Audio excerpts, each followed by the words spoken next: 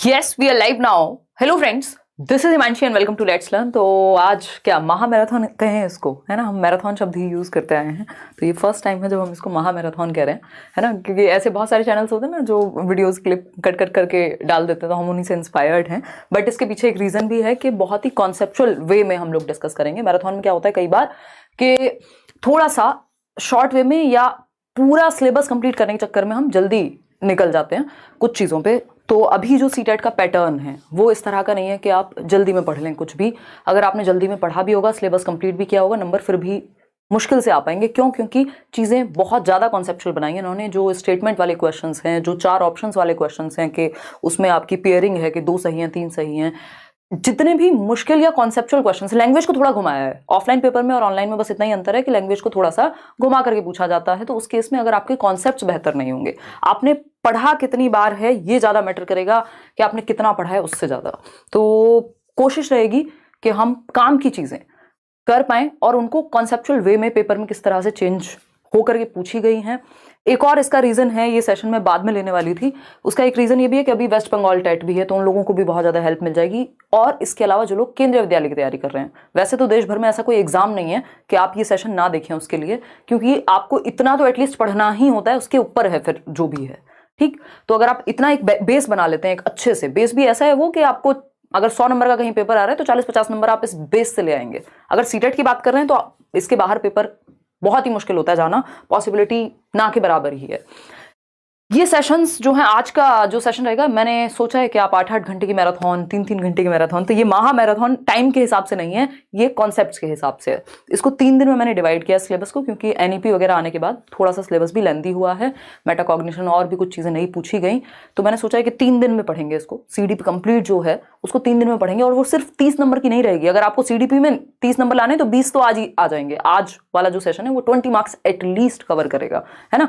लेकिन उसके अलावा जो पेडागोजी है अदर सब्जेक्ट की, वहां भी वो चीजें आपको हेल्प करें। ईवीएस में भी पेडागोजी से क्वेश्चन पूछे जाते हैं, मैथ्स में भी पूछे जाते हैं, हिंदी में भी पूछे जाएंगे, इंग्लिश में भी पूछे जाएंगे। तो इस तरह से हम पढ़ें कि एक इंक्लूसिव हो जाए, वो जो हमारी स्टडी है, जो हम पढ़ रहे हैं, वो एक कंप्लीट वे में हमें समझ में आ जाए, हमारी समझ बढ़िया हो जाए। फिर उसके बाद तो आप कितने भी क्वेश्चन प्रैक्टिस कीजिए, क्या ही दिक्कत है। तो एक तो पेन पेपर आप लेकर के बैठे ना बैठें, दिमाग अपना साथ लेकर के बैठें, पूरी एनर्जी के साथ बैठें, और शेयर कर दीजिएगा उन लोगों तक जो भी पढ़ाई कर रहे हैं, स्पेशली जिनके पास संसाधनों की कमी हो। मतलब फ़ोन तो हो, लेकिन दूर दराज किसी इलाके में आपका कोई भी दोस्त है आसपास, जितने भी लोग हैं, कि एक बार ये सेशन शांति से बैठ के समझना है, चाहे जितनी भी देर का हो। मुझे नहीं पता कितना टाइम लगेगा इसमें, बट मेरी कोशिश रहेगी लेस देन 3 आवर्स रखें, क्योंकि उसके ऊपर फिर आपकी अटेंशन बचती नहीं है। मैं अगर यहाँ 10 घंटे, क्योंकि मैंने ये इतनी बार पिछले 6 सालों में डिस्कशन किए हैं, रोज़ क्लासेस होती हैं, तो टीचर्स तो बहुत आसानी से पढ़ा सकते हैं 8 घंटे भी, बट उसका पॉइंट नहीं है अगर वो दिमाग में रुक ही ना पाए। और जल्दी है नहीं, क्योंकि अब एग्जाम में समय है। ठीक, और एग्जाम टाइम पे ऑफलाइन क्लास होगी, उसमें मैं 1 शॉट में करा दूंगी एक बार, लेकिन उससे पहले ये समझना जरूरी है। स्टार्ट करते हैं। जो लोग केवीएस की अगेन तैयारी कर रहे हैं वो भी जरूर देखिएगा सेशन को, क्योंकि अगेन ये टॉपिक्स थोड़ा ना चेंज हो जाएंगे। आज हम डेवलपमेंट पढ़ेंगे, इंटेलिजेंस पढ़ेंगे, और भी कई सारे टॉपिक्स हैं जो हम आज पढ़ने वाले हैं। फिर कल भी सेशन होगा, परसों भी सेशन होगा। तो नेक्स्ट ऐसे ही बाकी सब्जेक्ट्स में एक सेशन में काम चल जाएगा, सीडीपी में नहीं चलेगा, क्योंकि यहाँ आप शॉर्टकट से चलेंगे तो फिर लड़खड़ा जाएंगे। अदरवाइज तो कितनी किताबें, कितने टीचर्स, क्या क्या आपने पढ़ा नहीं होगा। मैं मान के चल रही हूँ सब पढ़ लिया होगा आपने। फिर भी एक बार सेशन अच्छे से बैठ करके दिमाग में जाने दीजिए चीज़ें। एक और चीज़, इसके साथ साथ आप कोई फ्री पीडीएफ है नोट्स की, इसको एक बार जिनके पास है वो निकाल के रख लीजिएगा। साथ में जो भी एक्स्ट्रा चीज़ें मैं बताते हुए चलूँ वो आप नोट डाउन करते रहिएगा। और जिनके पास नहीं है वो टेलीग्राम से जाकर के, ये बिल्कुल फ्री पीडीएफ है 47 पेजेस की। इसके अलावा हिंदी इंग्लिश की 20-20, 25-25 पेजेस में सारा कुछ बताया हुआ है। तो एक बार इसको डाउनलोड करके पढ़िएगा। इसमें आपका कुछ नहीं जा रहा, कोई फर्क नहीं पड़ता आपने किस कोर्स से पढ़ा, किस टीचर से पढ़ा, किस किताब से पढ़ा, आप कहाँ रहते हैं, ये एकदम फ्री है। इसको प्रिंट आउट निकालो और बैठ के पढ़ लो, 30 में से 30 आराम से आएंगे। ठीक है, तो स्टार्ट करें आज की कहानी। आप लोग एकदम तैयार हैं, मुझे ऐसा लग रहा है, मैं ऐसा मान करके चलूँ, है ना। चलिए स्टार्ट करते हैं। और केवीएस के बैच को लेकर के, क्योंकि अब फाइनल सिलेबस वगैरह आपके पास आ चुका है, तो ये केवीएस का एक बैच है जो करियरविल ऐप पर आया है। जो पीआरटी की फीस है वो है 1500 अभी अगले 15 तारीख तक, उसके बाद वो 2000 हो जाएगी। और जो आपका टीजीटी की फी है, टीजीटी छोड़ दीजिए, जो जनरल पेपर है पीआरटी टीजीटी पीजीटी के लिए, वो है 1500 की फी। उस पर भी 500, मतलब दोनों पे ऑफ है। तो ये कहानी है जिनको बैच के बारे में जानना था। और ये बैच शुरू होगा 12 दिसंबर से। आज से इसके रजिस्ट्रेशन स्टार्ट हो गए 3 दिसंबर से। और एक पेडागोजी को लेकर के भी डिमांड है। कल से कई सारे मेल आए हैं कि जिनको सिर्फ पेडागोजी पढ़नी है केवीएस की, वो लोग क्या करेंगे, वो कल से एक बैच पेडागोजी के लिए रजिस्ट्रेशन स्टार्ट होंगे। तो जिनको सिर्फ पेडागोजी पढ़नी है, क्योंकि 60 नंबर की पेडागोजी पीआरटी में है, 40 नंबर की पेडागोजी टीजीटी और पीजीटी में है, और सब कुछ ही आपको पढ़ना है लगभग, तो उस बैच में वो लोग एनरोल कर सकते हैं। आज के लिए हम इतना ही रखेंगे इस बात पे। ये एक छोटी सी इन्फॉर्मेशन थी, जो लोग तैयारी कर रहे हो केवीएस की उन तक आप पहुंचा दीजिएगा, या आप में से ही बहुत सारे लोग होंगे जो तैयारी कर रहे होंगे। चलिए स्टार्ट करते हैं आज की कहानी। बहुत बढ़िया, मैं इसलिए भी शुरुआत में बातें कर रही हूँ कि आप लोग आ जाओ, ज्वाइन कर लो शांति से, फिर हम आगे बढ़ेंगे। लाइक शेयर सब्सक्राइब आप बिना कहे कर देते हैं, बट फिर भी रिमाइंड कराना अच्छी बात है। टेलीग्राम पर सारी पीडीएफ्स और जितने भी, प्लीज़ इस बैच के लिए नोट्स के लिए किसी को भी कहीं भी गलत जगह पे मत कर दीजिएगा। बहुत सारे पेजेस, बहुत सारे चैनल्स, बहुत सारे ऐसे सोर्सेज बने हुए हैं जो अपने फ़ायदे के लिए कॉपीड चीज़ें बेच देते हैं, फिर वो चलते नहीं है कोर्सेज वगैरह, तो उनसे बचिएगा प्लीज़, है ना। या तो करियर विल ऐप पर मिलेंगे अगर कोर्स हैं तो, अदरवाइज तो लेट्स लर्न पे और टेलीग्राम पे फ्री मिलती हैं चीज़ें आपको। ये फ्री नोट्स आप ले लेंगे। बाल विकास एवं शिक्षण शास्त्र, यानी हम इसमें चाइल्ड डेवलपमेंट कवर करेंगे इन सेशंस में, आज जो सेशन है, और पेडागोजी कैसे काम करती है उसको डिस्कस करेंगे। सबसे पहले ग्रोथ एंड डेवलपमेंट, इसको पढ़ना, ये पिछले 5वां साल है जब मैं मैराथन सेशन ले रही हूँ। 5 साल से मैराथन सेशन चलते हैं एग्जाम टाइम पे, तो ये जरूरी है कि ग्रोथ एंड डेवलपमेंट को हम पढ़ें, क्योंकि मैंने टॉपिक्स को डिजाइन भी वैसे ही किया है कि एकदम जिससे आप सिंपल टू कॉम्प्लेक्स जाएं, आप रिलेट कर पाए, वो बेस बन पाए। अगर आपको ग्रोथ एंड डेवलपमेंट नहीं पता, आप इंटेलिजेंस मत पढ़िए, उससे पहले ग्रोथ एंड डेवलपमेंट पढ़ लीजिए। उससे पहले आपको अगर कोई और टॉपिक पढ़ना है तो ग्रोथ एंड डेवलपमेंट इज कि आप समझ पा रहे हैं कि कहानी चल क्या रही है। जो एक बिल्कुल नया व्यक्ति है जिसने आज से पहले कोई पढ़ाई नहीं की, वो भी ये सेशंस देखे तो एकदम समझ में आएगा, ठीक। और दूसरी बात, बहुत ज्यादा स्कोरिंग है, कम से कम 5 नंबर सीडीपी के पार्ट में ग्रोथ एंड डेवलपमेंट से आते हैं, और इसी के आधार पर फिर आपका इंडिविजुअल डिफरेंसेस, चाइल्ड डेवलपमेंट, सारी चीजें बनी हुई हैं। तो स्टार्ट करें, आ गए हैं अब आप लोग। चलिए बहुत बढ़िया। अगर सेशन में कोई भी दिक्कत हो तो आप बता दीजिएगा, इंटरनेट की हमारे यहाँ थोड़ी सी समस्या चल रही है कुछ दिनों से। समझते हैं कहानी क्या रहेगी। ग्रोथ एंड डेवलपमेंट, इसको सिर्फ टीचिंग लर्निंग मटेरियल की तरह लीजिएगा। जो सब पीछे लिखा है ये सहायक सामग्री है, मुख्य बात वो है जो मैं समझाने की कोशिश करूंगी आपको। ये सिर्फ एक, ठीक है, आपके लिए देखने के लिए है ना। चलिए समझते हैं। बहुत बढ़िया, बहुत ही बढ़िया। बफरिंग नहीं यार, यहाँ से एकदम ओके हैं चीज़ें। चलिए लाइक शेयर करिए और उत्साह के साथ पढ़िए, है ना। चलिए स्टार्ट करते हैं। एग्जाम टाइम पे वैसे भी कंसंट्रेशन हाई होता है, देखिएगा। ग्रोथ एंड डेवलपमेंट, वृद्धि एवं विकास, ये पहला टॉपिक है किसी भी एग्जाम में जब आप पेडागोजी पढ़ने जाते हैं तो। विकास एक ऐसी प्रक्रिया है जो सतत चलती है, भाई ये हमें पता है कि कॉन्टिन्यूअस प्रोसेस है जो हमेशा चलती रहती है। या मैं इन शॉर्ट कहूं तो हम कहते हैं कि परिवर्तन जीवन का नियम है, यानी change is the only constant in this world. तो दुनिया में एक ही चीज कांस्टेंट है, जो कि है परिवर्तन, यानी परिवर्तन होता रहेगा, बाकी सब कुछ चेंज होना हो, लेकिन चेंज होना ये निश्चित है। जैसे आप 5 साल की उम्र में होते हैं वैसे आप 15 में नहीं होते, जैसे आप 15 में होते हैं वैसे आप 25 में नहीं होते, और जैसे आप 25 में होते हैं वैसे आप 35 में नहीं रहते। बदलाव आते हैं एक व्यक्ति में, जन्म से पहले से जो डेवलपमेंट की प्रक्रिया है आपके वूम्ब में, मदर के यानी कि गर्भ में शुरू हो जाती है, ठीक। और चेंजेस होते रहते हैं over the period of time. अगर डेवलपमेंट को एक शब्द में समझना हो तो क्या होगा, ये चेंज कहलाएगा। कॉन्सेप्ट को समझने पे ध्यान दीजिएगा, लिखने पे रटने पे बिल्कुल ध्यान मत दीजिएगा, पेपर में फंस जाओगे, है ना। उससे अच्छा है फिर आप नोट्स ही पढ़ लो, अलग से दे दिए हैं फ्री। कॉन्सेप्ट को समझने पे ध्यान दीजिएगा। ये जो कहानी है, ये कहानी बहुत इंपॉर्टेंट है, क्योंकि जब आपको घुमा के क्वेश्चन पूछे जाते हैं तो ये कहानियां समझ में आएंगी आपको, फिर याद आएंगी। यानी डेवलपमेंट एक शब्द में कहें तो क्या है, चेंज है, परिवर्तन है, जो आप में जन्म से लेकर के और मृत्यु तक होते रहते हैं। इसलिए इवन जन्म से भी पहले से अगर हम कहें, गर्भ से शुरू हो जाते हैं परिवर्तन। तो चेंज का नाम ही हम कहीं ना कहीं डेवलपमेंट कह सकते हैं, लेकिन ये रैंडम चेंजेस नहीं हो सकते। एक दिन आप सो करके उठे और आपकी आंख पे स्वेलिंग मिली और आपने कहा ये डेवलपमेंट है, नहीं, ये डेवलपमेंट नहीं है। एक तो डेवलपमेंट रैंडम नहीं होता, रैंडम चेंजेस को, अचानक से हुए परिवर्तनों को हम डेवलपमेंट नहीं कहते। ऑर्डरली चेंजेस को, सीक्वेंस में हुए चेंजेस को, क्रम में हुए चेंजेस को, प्रोग्रेसिव चेंजेस को, जिससे बेहतरी की तरफ हम जा रहे हो, वो डेवलपमेंट है ना। तो डेवलपमेंट क्या है, एक ऐसी प्रक्रिया जो सीक्वेंशियल होती है, एक क्रम में होती है।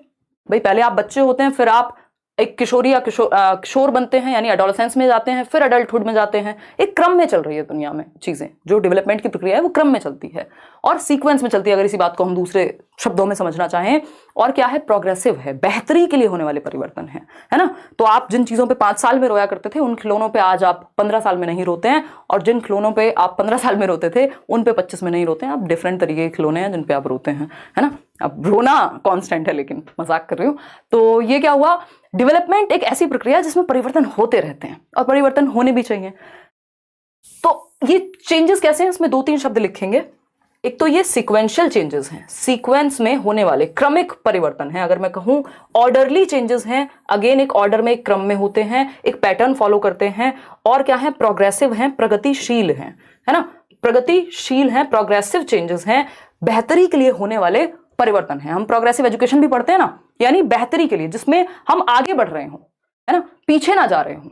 इसका मतलब क्या हुआ, बहुत बढ़िया जहीर खान, मैं आज कोशिश करूंगी कि आप लोगों की सुपर चैट भी कम से कम लूं, क्योंकि टॉपिक पे अगर हम फोकस्ड रहेंगे तो ज्यादा अच्छा रहेगा। ठीक है जी, हिंदी इंग्लिश भी अपने आप बेहतर हो जाएगी अगर आपकी पेडागोजी बेहतर है, क्योंकि कुछ टॉपिक्स कॉमन है। ठीक, बस आप आइए क्लास में, अटेंडेंस के नाम पे आप लाइक शेयर करिए और पढ़िए बस। आज बाकी सारी चीजें साइड कर दीजिए, क्योंकि उससे आप ही का नुकसान है। जब आप बाद में रिवीजन के तौर पे देखेंगे तो आपको एक्स्ट्रा चीजें मिलेंगी फिर। तो सीक्वेंशियल है, ऑर्डरली है, प्रोग्रेसिव है, प्रगतिशील है। तो विकास एक प्रक्रिया कैसी हुई, एक तो सतत हुई, जो कब जीवन पर्यंत चलेगी। इसमें भी कुछ लोग हैं जो कहते हैं नहीं डिसकंटिन्यूअस है, और कुछ लोग हैं जो कॉन्टिन्यूअस कहते हैं, क्योंकि ये जो बाल विकास है ये एक सब्जेक्टिव विषय है, ये मैथ्स नहीं है, 2+2 हमेशा 4 नहीं होता है। यहाँ उसको भी समझेंगे अभी यहीं पर। ठीक, तथा जिसमें गुणात्मक परिवर्तन एवं परिमाणात्मक परिवर्तन, यानी कैसे चेंजेस जो क्वालिटी में भी हो और क्वांटिटी में भी हो। आप साइज में भी बढ़ जाते हैं जब से आप पैदा होते हैं। आज देख लीजिए, अपनी समझ में, साइज में, शेप में, हर तरह से आप विकसित हुए हैं। अगर नहीं हुए तो इसका मतलब डेवलपमेंट में कहीं ना कहीं कोई बाधा आई है, कोई हजार्ड आया है, ठीक है ना, कोई खतरा हुआ है। तो हम ये कहेंगे कि एक तो ये सतत चलने वाली प्रक्रिया है, हमेशा चलती है, निरंतर चलती है, और इसका एक हिस्सा है ग्रोथ। इस पे बाद में आएंगे। ठीक, तो हमेशा चलने वाली प्रक्रिया है, वूम्ब टू टूम्ब जाता है डेवलपमेंट जो है आपका। कहां से, वूम्ब टू टूम्ब। डेवलपमेंट यानी विकास क्या है, गर्भ से कब्र तक जाएगा। ठीक है, यहाँ पे धर्म और जाति नहीं लाएंगे कि हम तो किसी और धर्म से हैं, हम तो कब्र में नहीं जाएंगे, हम तो जाएंगे शमशान घाट, है ना, वो वाली बात नहीं है। बात यह है कि मृत्यु तक चलेगा। ठीक, वूम्ब टू टूम्ब याद रहने में अच्छा लगता है। वूम्ब यानी मां के गर्भ से, जब से आपका कॉन्सेप्शन पीरियड जिसको हम कहते हैं, गर्भाधान के समय से ही विकास की प्रक्रिया शुरू हो जाती है। आपका ब्रेन डेवलप होगा, आप डेवलप होंगे, दिल की धड़कन डेवलप होगी, है ना, और 70 तरह के कार्यक्रम शुरू हो जाते हैं। आप पेट के अंदर से क्या क्या बोलते हैं उसको, कुछ तो बोलते ही होंगे, पुश कर रहे हैं, बेबी बम्प बोलते हैं, जो भी है। तो ये क्या हुआ, डेवलपमेंट की प्रक्रिया है। ठीक, वूम्ब टू टूम्ब चल रही है, रुकेगी नहीं कभी भी, गर्भ से कब्र तक चलेगी। कॉन्सेप्शन टू डेथ भी लिख सकते हैं इसको दूसरी भाषा में। कॉन्सेप्शन यानी गर्भ से मृत्यु तक, कॉन्सेप्शन टू डेथ। देखिएगा शब्द बदलेंगे, क्योंकि शब्दों का खेल है सीडीपी में, पेडागोजी में शब्दों का खेल है, तो शब्द बदलेंगे। इसको आप कॉन्सेप्शन पीरियड कह लीजिए, आप इसको गर्भाधान का समय कह लीजिए, आप इसको वूम्ब कह लीजिए। ठीक, लेकिन डेवलपमेंट चलेगा सतत रूप से। ठीक, अगर हम डेवलपमेंट की बात करें तो डेवलपमेंट में 2 तरह के चेंजेस होते हैं। एक होता है क्वांटिटी में चेंज, यानी आपकी हाइट, आपका वेट, आपका साइज, ये सब बढ़ गए। आप इतने से थे, मम्मी बोलती होंगी इतने से थे, और अभी इतने बड़े हो गए हैं, अब तो आपसे बड़ा कोई है नहीं। ठीक है, तो ये क्या हुआ, आपके साइज शेप में परिवर्तन है, स्ट्रक्चर में परिवर्तन है। इसके साथ साथ आपके अंदर फंक्शनल चेंजेस भी आते हैं, क्वालिटेटिव चेंजेस भी आते हैं, जिनको हम गुणात्मक परिवर्तन कह रहे हैं, कि आपकी समझ भी बेहतर होती है। जिन जोक्स पर आप 4 साल पहले हंसते थे, जिन रील्स को देख करके आज आप हंसते हैं, हो सकता है 2 साल बाद आप कहेंगे यार मैं कितना बेवकूफ था। क्या हुआ, बेहतर हुए हैं आप, डेवलपमेंट हुआ है, प्रोग्रेसिव चेंजेस आए हैं। ठीक है, तो हम ये कहेंगे कि गुणात्मक परिवर्तन, आपकी समझ, आपकी सोशल अंडरस्टैंडिंग, क्योंकि विकास के कई पक्ष हैं। तो आप शारीरिक रूप से भी बढ़ते हैं, सामाजिक रूप से भी बेहतर होते हैं, इमोशनली भी बेहतर होते हैं, हर एक पक्ष में, संज्ञानात्मक, आपके बौद्धिक पक्ष में भी आप बेहतर होते हैं। तो विकास के कई आयाम हो गए, विकास एक बड़ी प्रक्रिया हो गई, इतनी बात हमें समझ में आ रही है। ये कोई एक सिंगल शब्द नहीं है, जिस बात से हमने शुरुआत की थी, चेंज में दुनिया भर के चेंजेस हैं, है ना, चाहे वो हमारे फिजिकल चेंजेस हो, जिसको हम स्ट्रक्चरल चेंजेस, संरचनात्मक परिवर्तन कहते हैं, चाहे वो हमारे फंक्शनल यानी प्रकार्यात्मक परिवर्तन हो। ठीक है, इसका एक हिस्सा है, डेवलपमेंट का एक हिस्सा है, क्योंकि हमने समझा डेवलपमेंट में क्या है, क्वांटिटी भी शामिल है और क्वालिटी भी शामिल है। ठीक, इसका ही एक हिस्सा है जिसको हम वृद्धि कहते हैं, ग्रोथ कहते हैं, ये विकास का हिस्सा है। ये सिर्फ परिपक्वता तक चलती है। परिपक्वता कब है, जब तक आपका प्रॉपर बॉडी और माइंड आपका फुल डेवलप होगा। अडल्टहुड से पहले पहले निपट जाएगी, जो ग्रोथ है वो रुक जाएगी, है ना, मेच्योरिटी तक चलेगी, परिपक्वता तक चलेगी। मेच्योरिटी क्या है, इस पे भी अभी आएंगे। ठीक, तो हम ये कहेंगे कि ग्रोथ एक हिस्सा है। ग्रोथ क्या हुई, छोटी हो गई, डेवलपमेंट बड़ा हो गया। ये देख रहे हैं ना आप, ये निशान बचपन में हम पढ़ते थे गणित में, कि डेवलपमेंट क्या है, development is greater than growth, या डेवलपमेंट अपने अंदर ग्रोथ को शामिल करके रखता है। जो भी सब कुछ ग्रोथ में आएगा वो डेवलपमेंट का हिस्सा अपने आप है।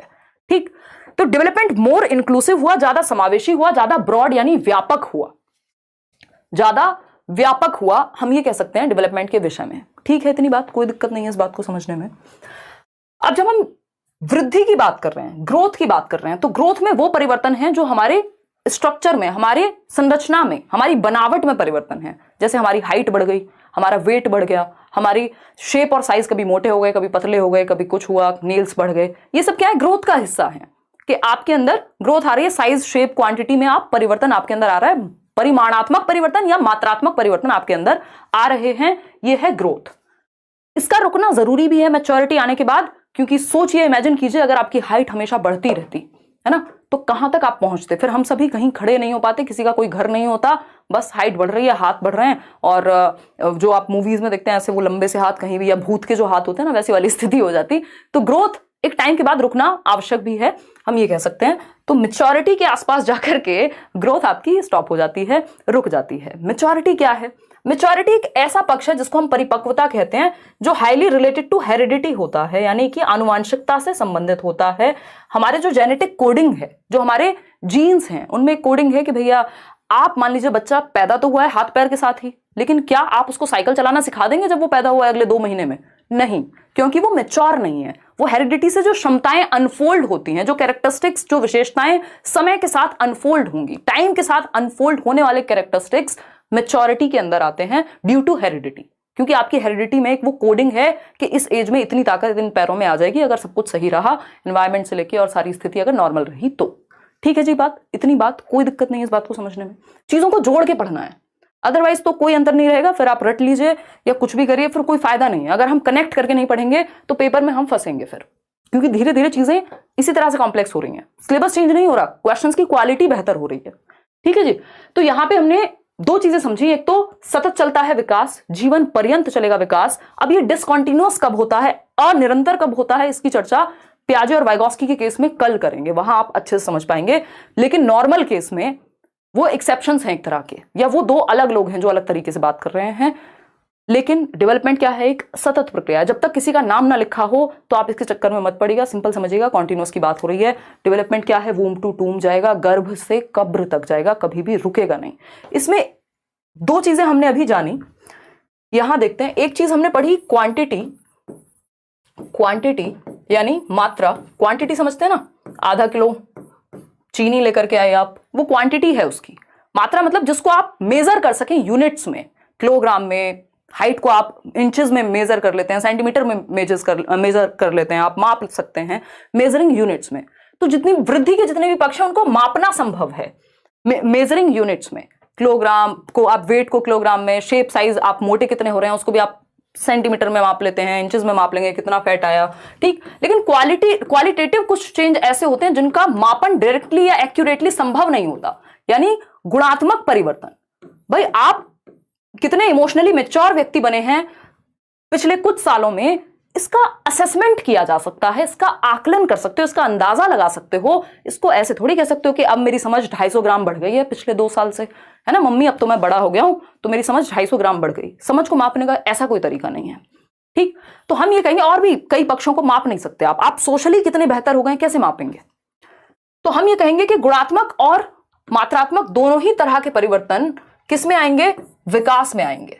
ठीक, इन दोनों को अगर मिला दें तो ये डेवलपमेंट का हिस्सा होगा, क्योंकि वृद्धि जो है वो अपने आप में विकास का हिस्सा है। लेकिन सिर्फ मात्रात्मक परिवर्तन अगर हमसे पूछेगा, हम कहेंगे ग्रोथ का यानी वृद्धि का पार्ट है, जिसमें हमारी मात्रा में परिवर्तन, स्ट्रक्चर में, हमारे शरीर की बनावट में परिवर्तन, और यहां पे फंक्शनल, हमारी फंक्शन करने की क्षमता। अब हम आपको जिस चीज को समझने में 2 घंटे लगते थे, हो सकता है आज आप 1 घंटे में समझ पाए, 20 मिनट में समझ पाए। क्यों? क्योंकि समय के साथ आपने अपने ऊपर काम किया है, आपकी समझ पे काम किया है, चीजों को गहन किया है, अपनी समझ को इन डेप्थ आपने सीखा है, समझा है। तो ये क्या हुई कहानी? ये हुई क्वालिटेटिव चेंजेस की। ठीक है, तो एक छोटी छोटी सी बातें करते रहेंगे बीच बीच में, देखिएगा। तो विकास क्या है? क्वालिटेटिव और क्वांटिटेटिव दोनों है। वृद्धि सिर्फ परिमाणात्मक होती है, मात्रात्मक होती है, यानी क्वांटिटी वाली होती है। अगर दोनों ऑप्शन, मान लीजिए अगर डेवलपमेंट की बात करें, आपको फंसाने के लिए क्या होगा, डेवलपमेंट के केस में लिखा होगा एक तो आंसर आता है कि डेवलपमेंट क्या है, आप कहेंगे क्वालिटेटिव है। लेकिन अगर आपके पास दोनों ही ऑप्शन हो कि क्वांटिटेटिव भी है और क्वालिटेटिव भी है, तो आप क्या कहेंगे, बोथ, है ना, ये दोनों है। लेकिन अगर सिर्फ एक ऑप्शन है तो आप कहेंगे भाई ये तो होता है गुणात्मक डेवलपमेंट। वहीं वृद्धि की जब भी बात आएगी तो ये सिर्फ और सिर्फ क्वांटिटेटिव होगी, मात्रात्मक होगी, स्ट्रक्चरल होगी, परिमाणात्मक होगी, जिसका परिमाण, जिसका मापन संभव होगा किसी भी एक मेजरिंग यूनिट से। जिस चीज को आप माप नहीं सकते वो वृद्धि थोड़ी हुई। और वृद्धि क्या शारीरिक पक्षों से ही जुड़ी हुई होती है, शरीर के परिवर्तनों से। चलिए समझते हैं इसको। अगर आपको लिख करके समझना है तो क्वालिटेटिव यानी गुणात्मक परिवर्तन क्या है, वे ऑफ डूइंग समथिंग, आपकी कार्यशैली बेहतर हो गई है, आपका काम करने का तरीका बेहतर हो गया है। ये क्या है बताइए, ये क्या हुआ? हाँ, बातें कम कीजिए, आज आप फोकस कीजिए। तो ये जो गुणात्मक परिवर्तन है, आपका कार्यशैली में परिवर्तन आ गया, आपकी राइटिंग बेहतर हो गई समय के साथ, आपने कोशिश की, थोड़ा सा उस पर प्रैक्टिस की, एफर्ट किया, फिर आपकी उंगलियां भी थोड़ी मैच्योर हुई होंगी। जब आप छोटे होंगे, पेन पकड़ा होगा पहली बार तो उतने अच्छे से नहीं लिखा होगा। तो ये क्या हुआ, कार्यशैली में, वे ऑफ डूइंग समथिंग। अब ये फिजिकली भी हो सकता है, मेंटली भी हो सकता है। कार्य क्षमता, ability to do something, emotional understanding, ये सब आपके अंदर बेहतर हो रही है, यानी क्वालिटेटिव चेंजेस की बात हो रही है, डेवलपमेंट की बात हो रही है। क्वांटिटेटिव यानी परिमाणात्मक, आपकी height, weight, shape, size body का, ये सब बढ़ना क्या है, परिमाणात्मक है। कि वैसे तो आप खजूर बन गए हैं और समझ आपकी कोई विकसित नहीं हुई, तो ये सिर्फ वृद्धि हुई है आप में, विकास की प्रक्रिया उतने अच्छे से काम नहीं कर पाई, है ना। वो बोला जाता है ना कि खजूर का पेड़ इतना बड़ा होता है तो वो दूसरों को छाया भी नहीं देता और कोई फायदा नहीं हुआ फिर। तो अगर हम बात करें तो डेवलपमेंटल चेंजेस आर प्रोग्रेसिव, ये बात हम कर चुके हैं। POS से याद रखिएगा, इसमें मैं आपको बहुत सारे शॉर्ट निमोनिक्स बताऊंगी, जो टेक्निक होती है याद करने की, इसमें कोई रट्टेबाजी नहीं है। ये निमोनिक एक टेक्निक है जिससे आप चीजें याद रख सकते हैं, ये हम बहुत पहले से यूज करते हैं। POS बोले तो डेवलपमेंटल चेंजेस प्रोग्रेसिव हैं और क्या है, ऑर्डरली हैं, सिक्वेंशियल हैं, ठीक है। ये हम 3 बातें याद रखेंगे। रैंडम चेंजेस को डेवलपमेंट में नहीं रखते, रात को बुखार हो गया था, सुबह उठे थे, आंखों पे स्वेलिंग आ गई थी, ये हो गया था, नहीं, रैंडम है, ये परिवर्तन खत्म हो जाएगा, चला जाएगा, ठीक। तो सतत का अर्थ होता है कि लगातार चलता है, और पीछे की अवस्था पर पुनः ध्यान नहीं देना शायद उतना सही नहीं होगा। इसको ऐसे समझ सकते हैं कि रिवर्सिबल नहीं होता डेवलपमेंट, लेकिन मॉडिफिएबल होता है। ध्यान रखिएगा, ये क्वेश्चंस आपको, ये इतना सब कुछ हम क्यों पढ़ रहे हैं, क्योंकि जब 4 ऑप्शंस होंगे ना और उनके भी 4 ऑप्शंस होंगे तो एक एक चीज पे आपको क्लैरिटी होनी चाहिए। तो डेवलपमेंट क्या है, कॉन्टिन्यूअस है, यानी ऐसा नहीं हो सकता आज आप 5 साल के हैं, कल आप 3 साल के बन जाएंगे, अब से 3 साल बाद आप उल्टा 3 साल के हो गए, मतलब उम्र आपकी कम हो रही है। रिवर्सिबल नहीं है, इसकी ऐसे नहीं कर सकते हम कि इसको वापस से वहीं पहुंचा दें जहां से शुरू हुआ था, रिवर्सिबल नहीं है। जैसे वो ऑटो देखा होगा आपने, है ना, ऑटो में रिवर्स गियर नहीं होता, वो धक्का मार के पीछे करना पड़ता है उनको, ज्यादातर केस में जितना मैंने देखा है। तो रिवर्स गियर नहीं है डेवलपमेंट में, धक्का मार के पीछे करना चाहते हैं तो देख लीजिए। तो डेवलपमेंट क्या है, नॉट रिवर्सिबल बट मॉडिफिएबल। दोनों वर्ड्स को ध्यान से समझिएगा, बहुत काम की चीज है। रिवर्सिबल नहीं होता, इसको आप वापस से किसी स्टेज पे नहीं पहुंचा सकते, बट मॉडिफाई तो कर सकते हैं, परिवर्तन तो कर सकते हैं, चेंज तो कर सकते हैं। तो मॉडिफिएबल तो ये है, मॉडिफिएबल तो है लेकिन रिवर्सिबल नहीं है। रिवर्सिबल का मतलब है बिल्कुल आपने जादू की छड़ी घुमाई, वो जो शकलक बुम बुम वाली, और जो चाहे कर दिया, या डोरेमोन के गैजेट्स आपको मिल गए। लेकिन मॉडिफिएबल में आप मॉडिफाई कर सकते हैं। आप मान लीजिए कुछ मुद्दों पे बहुत ही इंसेंसिटिव थे, कल तक जेंडर बायस एक व्यक्ति थे, जेंडर स्टीरियोटिपिकल एक व्यक्ति थे, बट समय के साथ आपने अपनी समझ को बेहतर किया, आपने मॉडिफाई किया खुद को, है ना, मॉडिफिकेशन आ गया आप में। रिवर्स तो आप नहीं कर पाएंगे अगर आपने किसी के साथ कुछ कर दिया होगा उस चक्कर में, उस समझ के आधार पर। तो क्या होगा, मॉडिफिकेशन संभव है, मॉडिफिकेशन संभव है डेवलपमेंट में, चेंज संभव है, बट रिवर्सिबिलिटी संभव नहीं है। ये आप तब और अच्छे समझेंगे जब आप स्टेजेस को पढ़ेंगे, है ना।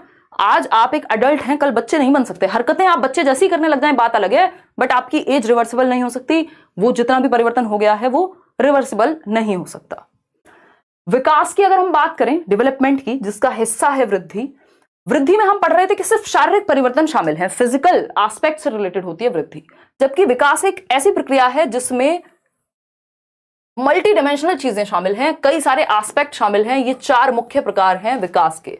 मानसिक पक्ष में भी होगा, सामाजिक पक्ष में भी होगा, संवेगात्मक पक्ष में भी होगा, अलग अलग पक्ष हैं विकास के। जो 4 महत्वपूर्ण पक्ष हैं इनको हम PCSE कहते हैं। ये ट्रिक आपकी लिखी हुई है नोट्स में, ऐसे ही दिया हुआ है, ठीक है ना। PCSE, physical, cognitive, social, emotional, यानी शारीरिक विकास, शरीर से संबंधित। दूसरा प्रकार क्या हुआ? कॉग्निटिव, ज्ञान संबंधी या संज्ञानात्मक या मानसिक विकास, आपके सोचने, समझने, सीखने।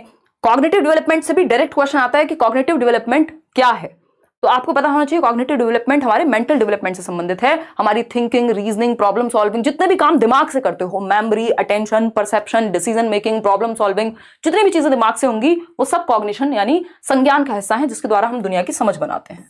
सामाजिक विकास एक तीसरा पक्ष है कि हम समाज में रहना तो आए, हमें किसके सामने क्या बोलना है, कैसे बिहेव करना है, ये क्या है?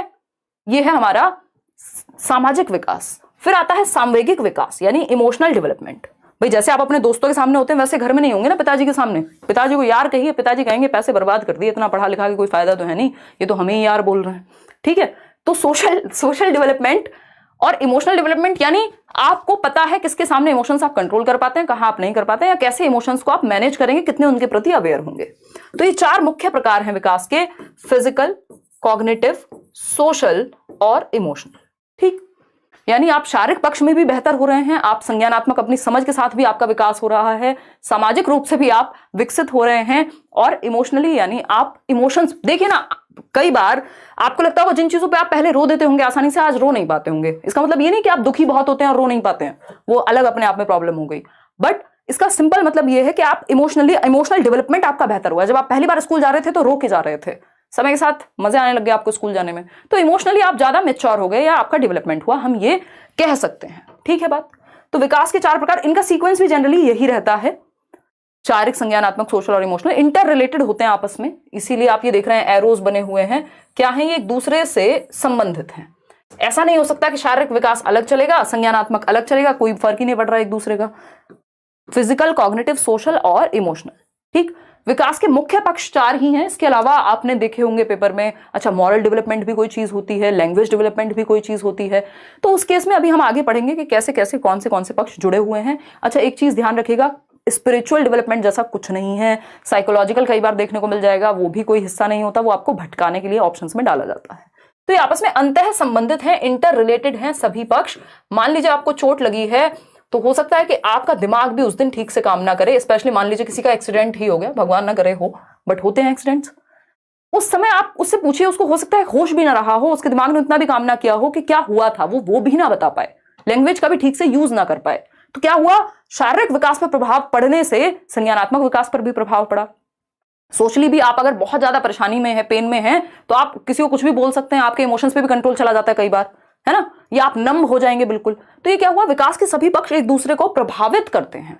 अगर बच्चे का शारीरिक विकास बचपन में मान लो गिर गया, वो जो कि बहुत सेंसिटिव पीरियड है, 6 महीने का था, गिर गया, अगर कोई दिक्कत आ गई ब्रेन में या शरीर में, तो वो उसके आगे आने वाले विकास में, उसके दिमाग के विकास में भी प्रॉब्लम क्रिएट कर सकती है, उसके सामाजिक विकास में भी, और भी 70 तरह से प्रॉब्लम बन सकती है। सही है बात कि नहीं है ना? बहुत ही बढ़िया। मैमुन कह रहे हैं मैं आपका नया सब्सक्राइबर हूं, बहुत अच्छे से पढ़ाती हैं। अच्छा, धन्यवाद मैमुन। चलिएगा, खैर अब इसको और डिटेल में समझने का प्रयास करते हैं। अगर हम सबसे पहले विकास की बात करें, पीसीएसई दिमाग में रखिएगा, ये छोटी छोटी ट्रिक्स हैं, निमोनिक्स हैं, जो आपके नोट्स में मैंने मेंशन करा दिए हैं, इनको आप ध्यान में रखिएगा। ठीक, फिजिकल डेवलपमेंट जो विकास का पहला प्रकार है, शारीरिक विकास इसको हम हिंदी में कहेंगे, यानी आपकी हाइट, आपकी ऊंचाई, आपकी लंबाई, वेट, आपका वजन, साइज, शेप, इन सब का बढ़ना फिजिकल डेवलपमेंट से संबंधित है। फिजिकल डेवलपमेंट में सिर्फ आपके शरीर का बढ़ना नहीं, आपके अंदर ताकत कितनी बेहतर आ रही है, आप एक्यूरेसी से कोई चीज कितनी बेहतर तरीके से कर रहे हैं, तो ये भी फिजिकल डेवलपमेंट से जुड़ा हुआ होता है। इसका दूसरा नाम होता है, या इसी के अंदर एक पक्ष है फिजिकल डेवलपमेंट से रिलेटेड, जिसको मोटर डेवलपमेंट कहते हैं, है ना। क्वेश्चन आपको पेपर में ऐसे भी दे सकता है कि फिजिकल डेवलपमेंट यानी विकास के 6 प्रकार हैं, उसमें लिखा होगा मोटर डेवलपमेंट अलग, फिजिकल अलग, सोशल अलग, फिर उसमें मॉरल डेवलपमेंट अलग, तो ऐसे तो अंतहीन प्रकार हो जाएंगे। मुख्य जो प्रकार हैं वो 4 हैं, फिजिकल, कॉग्निटिव, सोशल और इमोशनल।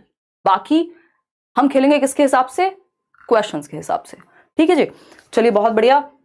लाइक शेयर खुशी खुशी करते रहना है। देखिएगा, तो हम देख रहे हैं जब हम ये डेवलपमेंट की प्रक्रिया है, स्पेशली शारीरिक विकास की, कि आप पहले घिस घिस के चलना सीखते हैं, है ना, क्रॉलिंग सीखते हैं, स्क्रॉल ही याद रहता है आजकल इंटरनेट के जमाने में। फिर आप बैठना सीखते हैं, फिर आप खड़े होना सीखते हैं, फिर आप चलना सीखते हैं, फिर आप दौड़ना सीखते हैं। एक तो ये क्रम हो गया। दूसरा शारीरिक विकास है, ये आप बड़े होते जा रहे हैं। मोटर डेवलपमेंट इसी संबंधित है। अब मोटर डेवलपमेंट क्या है? हमने देख लिया, फिजिकल का मतलब है हमारी हाइट, वेट, साइज, शेप बढ़ रहा है। मोटर डेवलपमेंट मतलब गत्यात्मक विकास, इसको हिंदी में गत्यात्मक विकास कहते हैं। मोटर मतलब गति, वो मोटर नहीं होती घर में पानी की मोटर होगी, वो भी क्या करती है, गति करती है ना एक तरह से। तो गत्यात्मक विकास, गति का विकास आपके अंदर, यानी सिर्फ हाइट वेट साइज शेप बढ़ गया वो उतने से नहीं चलेगा। आपके अंदर वो स्पीड आई कि नहीं आई, एक्यूरेसी आई कि नहीं आई, प्रिसीजन है कि नहीं है, सटीकता से कोई काम कर पा रहे हैं या नहीं है। पहले आप कै भी लिखते थे तो पता नहीं कैसा कै लिखते होंगे, या ए भी लिखते होंगे तो कैसा ए बना पाते होंगे, लेकिन धीरे धीरे समय के साथ सटीकता आई, प्रिसीजन आया, एक्यूरेसी आई। यही मोटर डेवलपमेंट है कि अब आप कितनी तेजी से भाग लेते हैं, कितनी तेजी से कूद लेते हैं, यानी कार्यशैली में आपके जब आप कुछ कर रहे हैं तो उसमें सटीकता, उसमें प्रिसीजन, उसमें कंट्रोल, उसमें स्पीड, एक्यूरेसी कितनी है। ये सब चीजें किससे संबंधित हैं, बताइएगा बताइएगा बताइएगा बताइएगा, किससे संबंधित है, मोटर डेवलपमेंट से। क्या कुछ देखने में सुनने में समस्या आ रही है क्या, बताओ एक बार। नाम लीजिए, किरण आज नाम किसी का नहीं लेना है, फिर भी आपका ले लिया एक्सेप्शन में मैंने, ठीक है। तो ये बात हुई मोटर डेवलपमेंट की। मोटर डेवलपमेंट भी दो प्रकार का है, आपके फेवरेट दो लेटर है ना, जी और एफ ना, जी एफ। नींद तो खुली गई होगी दो चार लोगों की, फिर एक बार बात कर लिया करो बस क्लास में, बाकी हम खुश रहते हैं, ठीक। जीएफ बोले तो ग्रॉस मोटर स्किल्स और फाइन मोटर स्किल्स, ठीक। तो मोटर डेवलपमेंट दो प्रकार का होगा, गत्यात्मक विकास जीएफ यानी ग्रॉस मोटर स्किल्स और फाइन मोटर स्किल्स। और ये ऐसे ही काम करेगा, इसको एफ जी मत कर लेना कि हमारा मन नहीं करता, हमें जीएफ नहीं पसंद, हम तो एफ जी लिखेंगे। जी फॉर ग्रॉस मोटर और एफ फॉर फाइन मोटर। इसका तरीका भी ऐसे ही है, ये सीक्वेंस भी ऐसे ही चलता है, पहले ग्रॉस मोटर डेवलपमेंट होता है, बाद में फाइन मोटर डेवलपमेंट होगा। यानी पहले स्थूल गतिक कौशल आपके अंदर विकसित होंगे, फिर जाकर के फाइन मोटर स्किल्स आपके अंदर डेवलप होते हैं, ठीक है। ये क्या कहानी है इस चीज की, समझते हैं फटाफट से, समझेंगे आराम से, फटाफट से नहीं समझेंगे। जो लोग रात को जगते हैं वही ये सेशन देख पाएंगे, क्योंकि हम थोड़े से लेट रहते हैं।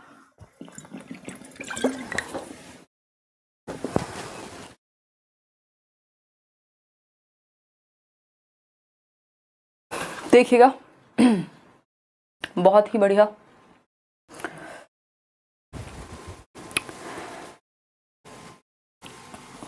ग्रॉस टू फाइन यानी मोटर जो डेवलपमेंट है उसका भी एक सीक्वेंस है, अगर हम देखें उसका भी एक पैटर्न है।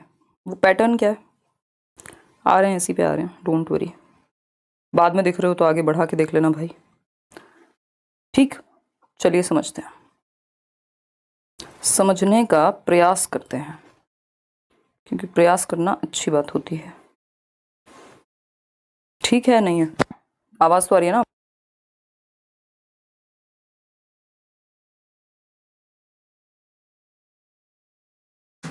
देखिए, अगर हम बात करते हैं किस चीज की, ग्रॉस और फाइन मोटर स्किल्स की। आज मैं कमेंट्स अवॉइड कर रही हूं, पहले इस पे फोकस करेंगे। तो मोटर डेवलपमेंट में दो प्रकार के डेवलपमेंट होते हैं, वो होते हैं ग्रॉस मोटर डेवलपमेंट या ग्रॉस मोटर स्किल्स और फाइन मोटर स्किल्स। ग्रॉस का मतलब होता है स्थूल और फाइन का मोटर है सूक्ष्म, ठीक। ये दोनों क्या है, स्थूल गतिक कौशल। विकास कैसे चलेगा आपका, ग्रॉस से फाइन की तरफ जाएगा, है ना, जिसको सिंपल टू कॉम्प्लेक्स कह सकते हो, जनरल टू स्पेसिफिक भी कह सकते हो, कि बच्चा पहले जनरल एक्टिविटीज करता है, सामान्य गतिविधि करेगा, बाद में स्पेसिफिक, यानी स्पेसिफिक को हम कहेंगे विशिष्ट गतिविधियां करेगा। रोएगा भी बच्चा तो पूरी बॉडी से रोएगा बचपन में, जब वो छोटा होगा धीरे धीरे उसको पता है यार आंसू पोंछ के काम चल जाता है, ठीक। तो ग्रॉस मोटर स्किल्स क्या है, ग्रॉस मोटर स्किल्स हैं आपकी जिनमें बड़ी मांसपेशियों का प्रयोग हो, जैसे आपकी आर्म्स की मसल है, आपकी बाहों की, भुजाओं की, है ना, हाथ ऊपर नीचे कर रहे हैं, पीटी कर रहे हैं स्कूल में, ये क्या है, ग्रॉस मोटर स्किल्स का उदाहरण है, ठीक है। आप वॉक कर रहे हैं, मॉर्निंग वॉक ऐसे ऐसे करके, ठीक। लेग्स की मसल्स, आर्म्स और लेग्स की, यानी जो आपके शरीर की बड़ी मसल्स हैं, बड़ी मांसपेशियां हैं, उनका प्रयोग कहां होगा, उनका प्रयोग होगा ग्रॉस मोटर स्किल्स में आएगा, यानी बड़ी मांसपेशियां। स्थूल का मतलब ये भारी, बड़ा, ठीक है जी। फाइन क्या है, फाइन मतलब सूक्ष्म गतिक कौशल, छोटे छोटे, फाइन मोटर स्किल्स, छोटी मसल्स का कोऑर्डिनेशन, छोटी छोटी मसल्स, मांसपेशियों का कोऑर्डिनेशन। छोटी मसल्स कहां पाई जाएंगी, आंखों में पाई जाएंगी, हाथों की उंगलियों में पाई जाएंगी, ठीक है ना। तो आंखों की मांसपेशियों या हाथ की मसल्स, जैसे कि आपका लिखना, आंखों की मांसपेशियों से क्या करेंगे आप, आंखों का कोऑर्डिनेशन बना करके लिख रहे हैं कुछ, हाथों की मसल्स का कोऑर्डिनेशन बना करके लिख रहे हैं कुछ, काजल लगा रहे हैं मान लीजिए, ठीक है ना। ग्रॉस टू फाइन चलता है जो डेवलपमेंट है, वो सिंपल टू कॉम्प्लेक्स या जनरल टू स्पेसिफिक भी आप इसको लिख सकते हैं, पेपर में पूछा हुआ है उस तरह से भी। यहाँ पे अगर आप देखेंगे ग्रॉस मोटर में आपका जो उदाहरण है वो आ जाएगा दौड़ना भागना, फाइन मोटर में लिखना, ड्राइंग करना, पेंटिंग करना, ये सब आ जाएगा। ये आप यहाँ चित्र में देख सकते हैं। वैसे हमने कोशिश की आज के सेशन को बिल्कुल ब्लैक एंड व्हाइट रखें, ठीक है जी। बहुत ही बढ़िया, बहुत ही बढ़िया। कोई कह रहा है गेंद फेंकना किस में आएगा? डिपेंड करता है कि हम फोकस किस चीज पे कर रहे हैं। अगर सिर्फ फिंगर्स का यूज करके जो उसका स्विंग है वो फाइन में आ सकता है, जनरली ग्रॉस में आएगा। अगर आप उसको एक उत्तर की तरफ जाएंगे तो जनरल जो उसका आंसर होगा वो आएगा ग्रॉस में। लेकिन जब आप स्विंग कर रहे हैं तो वहां आप फिंगर्स की मसल्स का यूज कर रहे हैं तो उसमें वो फाइन में चला जाएगा। तो डिपेंड करता है कि डायरेक्ट क्वेश्चन क्या है। डायरेक्ट अगर सिर्फ सिंपल इतना ही पूछा गेंद फेंकना तो आप ग्रॉस में डाल सकते हैं उसको। देखिएगा, अगर हम बात करते हैं ग्रॉस मोटर स्किल्स की, सूक्ष्म गतिक कौशल की या स्थूल गतिक कौशल यानी ग्रॉस मोटर स्किल्स, आप देख रहे हैं व्यक्ति, ये भैया जी दौड़ के जा रहे हैं कहीं, है ना, एकदम पेट वेट इन्होंने अंदर कर लिया, इतनी दौड़ लगाई है। तो दौड़ने में कौन सी मसल्स का ज्यादा प्रयोग होता है? आपकी टांगों की मसल्स और आपकी बाहों की मसल्स, यानी आर्म्स और लेग्स की मसल्स, जो बड़ी मसल्स हैं, है ना। आप देखेंगे लेंथ में आपकी लेग्स, थाई मसल ही होती है ना सबसे बड़ी, तो लेग्स और आर्म्स की जो मसल्स हैं, जो बड़ी मांसपेशियां हैं, उनका प्रयोग, उनका कोऑर्डिनेशन, उनका समन्वयन ग्रॉस मोटर स्किल्स के अंदर आता है।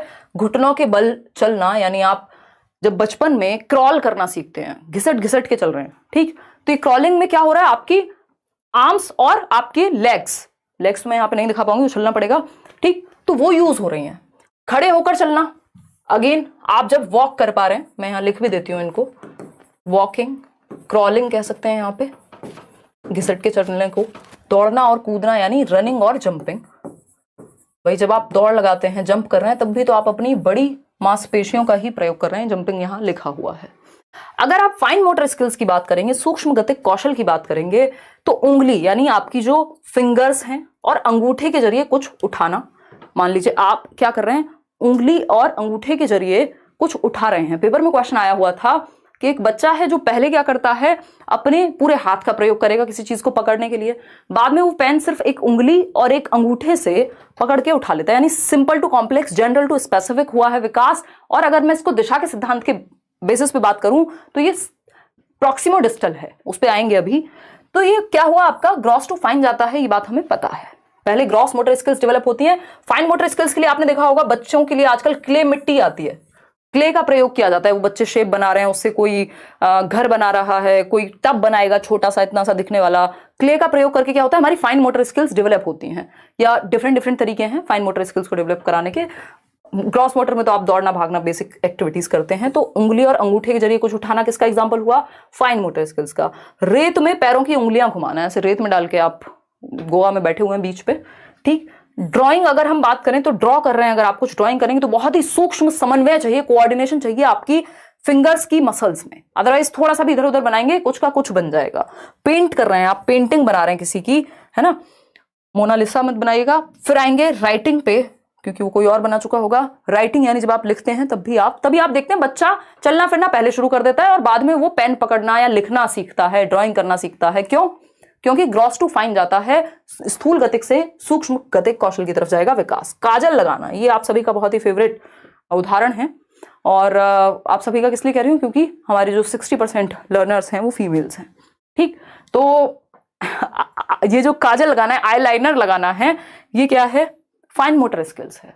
जिन लोगों को शौक होगा, मैं तो खुद से नहीं लगा पाऊंगी, एक आध बार जीवन में शायद लगाया होगा शादी वादी में जाने पे, वो भी आसपास के जो पीयर प्रेशर में, है ना, सिस्टर हैं, फ्रेंड्स हैं, तो वो उन्हीं का काम होता है। और वो बहुत ही, मुझे इतनी डांट पड़ी है कि मैंने ये एग्जाम्पल में डाल दिया है, स्पेशली दीदी से। अब वो क्या होता है, मुझे बिल्कुल रत्ती भर की आदत नहीं है, तो वो कहीं आंखें मत झपका लियो बस, और बहुत ही पूरे ध्यान से चल रहा है, हल्का सा भी इधर उधर हुआ तो आप कुछ और बन जाएंगे, है ना। तो काजल लगाना या आईलाइनर लगाना क्या किसका उदाहरण है, या सिलाई करना, बुनाई करना, कढ़ाई करना, ये किसका उदाहरण है, फाइन मोटर स्किल्स का उदाहरण है, ठीक। अब ये तो आपको याद रहेगा, ये एटलीस्ट क्लियर है।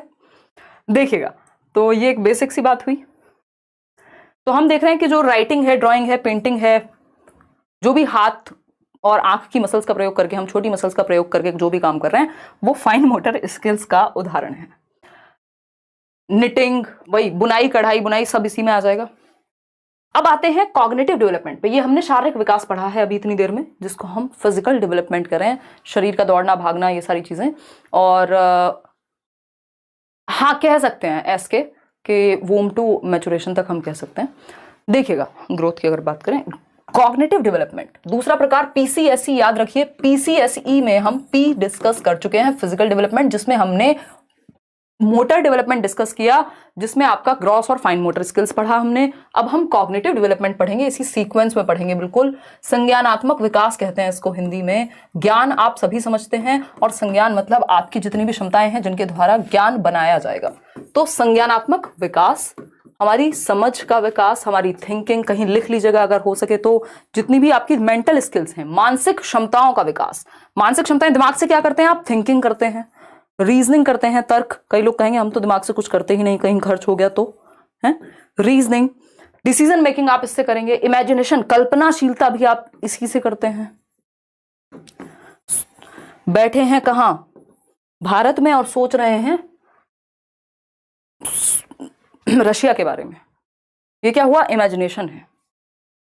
तो संज्ञानात्मक और भी दुनिया भर की चीजें हैं। मेमोरी, आपकी स्मृति जो है, आपका परसेप्शन। परसेप्शन क्या है? हमारे 5 सेंसेस जब चीजों, दुनिया की इंफॉर्मेशन हमारे ब्रेन तक पहुंचाते हैं, सुन करके, टच करके, फील करके, वो एक परसेप्शन क्रिएट करते हैं। बोला जाता है ना, first impression is the last impression. वो परसेप्शन की कहानी है कि लगभग 6 सेकंड के अंदर अंदर हम पहला इंप्रेशन क्रिएट कर लेते हैं किसी के बारे में, या परसेप्शन अगर हम कहें तो। Thinking, reasoning, memory, imagination, perception, attention, memory, decision making, problem solving, जितनी भी चीजें दिमाग से होती हैं वो सब यही आएंगी।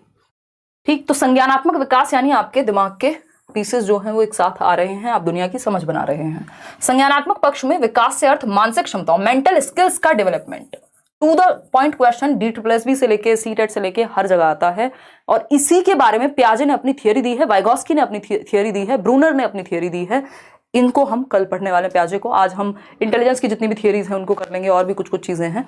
तो मेंटल स्किल्स यानी मानसिक क्षमताओं का विकसित होना। संज्ञान का अर्थ दिमाग से, इंटेलेक्चुअल डेवलपमेंट भी कह देते हैं कई लोग इसको, जैसे सोचना यानी थिंकिंग, तर्क करना यानी रीजनिंग, कल्पना यानी इमेजिनेशन, मेमोरी यानी मेमोरी ही होती है, स्मृति। भाषा विकास भी इसी से जुड़ा हुआ है, याद रखिएगा। लैंग्वेज डेवलपमेंट किससे जुड़ा हुआ है?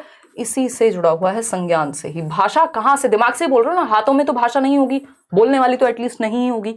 तो लैंग्वेज का डेवलपमेंट कॉग्निशन से जुड़ा हुआ है। ठीक, अब ब्रेन के भी 2 हेमिस्फेयर होते हैं, 2 हिस्से हैं अगर हम देखें। एक है लेफ्ट ब्रेन और दूसरा है राइट ब्रेन। ठीक है, एक है लेफ्ट ब्रेन यानी दायां भाग और बायां भाग। ठीक, अब राइट और लेफ्ट भी हिंदी में लिखूं, बायां और दायां। ठीक, तो अगर हम बात करें, दायां बोलते हैं भैया राइट को, ठीक है, ये ठीक कर लेना यहां, ठीक है, पता चले कई लोग आए हाँ ये भी गलत लिख दिया, हाँ। ठीक है, तो अगर हम बात करें तो बाएं और दाएं की जब हम बात कर रहे हैं यहां, देखिएगा ये कौन रो रहा है? ये रोने वाले लोगों से बहुत दुखी हैं हम। क्यों रोते रहते हो? हाँ तो ठीक है ना आदि, जिससे जहां समझ में आए वो सारे टीचर्स बेस्ट हैं यार, कुछ भी सीखो, कहीं से भी सीखो, जो समझ में आ रहा है, क्या बुराई है उसमें? है रोने की क्या बात है इसमें? रो के क्यों बता रहे हो ये बात? देखिएगा, अगर हम बात करते हैं किस चीज की, हमने 4 प्रकार पढ़े थे डेवलपमेंट के। ठीक है, फिजिकल से जुड़ा हुआ था मोटर डेवलपमेंट, कॉग्निटिव से जुड़ा हुआ है लैंग्वेज डेवलपमेंट यानी संज्ञान से भाषा जुड़ी हुई है, भाषा का विकास।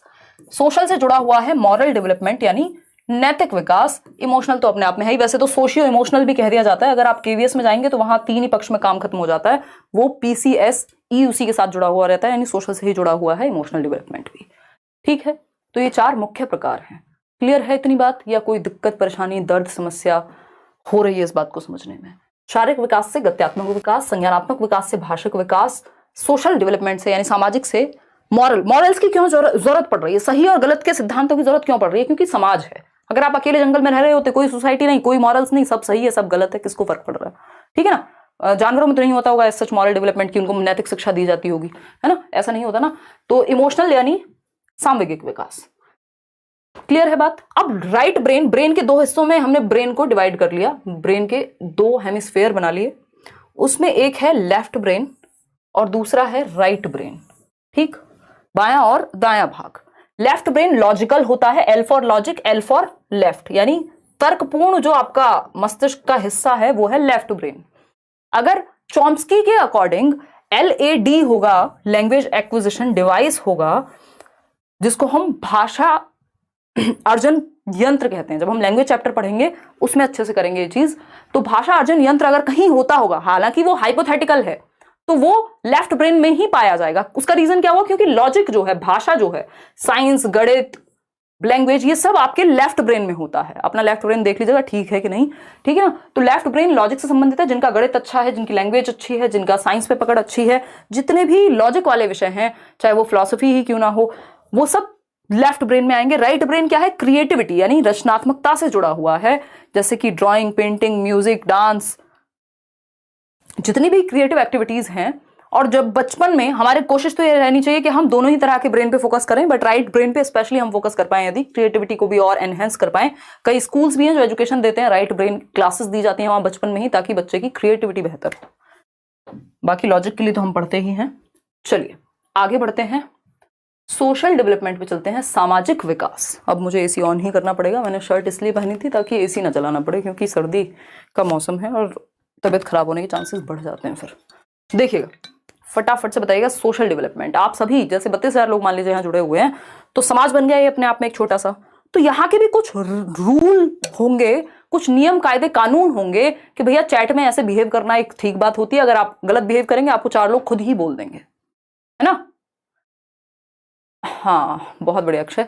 तो अगर हम बात करें यहाँ पर किस चीज की, कि जो समाज जहां पे भी 4 लोग हैं वहां एक समाज है, और वहां एक क्लियर डिमार्केशन है, यानी प्रदर्शन है कि क्या चीजें करना वांछित होता है, डिजायरेबल होता है, कौन सी चीजें अवांछित होती हैं, या हम कहें अनडिजायरेबल हैं, रेस्ट्रिक्टेड हैं।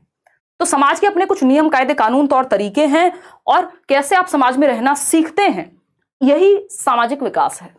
बहुत महत्वपूर्ण है। हर जगह पे क्वेश्चन मिलेगा आपको सामाजिक विकास से। कोई पेपर देने चले जाइए आप पूरे देश में, जिसमें भी टीचिंग एग्जाम की बात हो, ऐसा नहीं है आप दे रहे हैं कहीं गणित का पेपर, आप एसएससी सीजीएल में चले गए और वहां मैथ्स लिख रहे हैं, कह रहे जी सोशलाइजेशन का तो क्वेश्चन नहीं आया, है ना। वो वाली बात नहीं करनी है, लॉजिकल।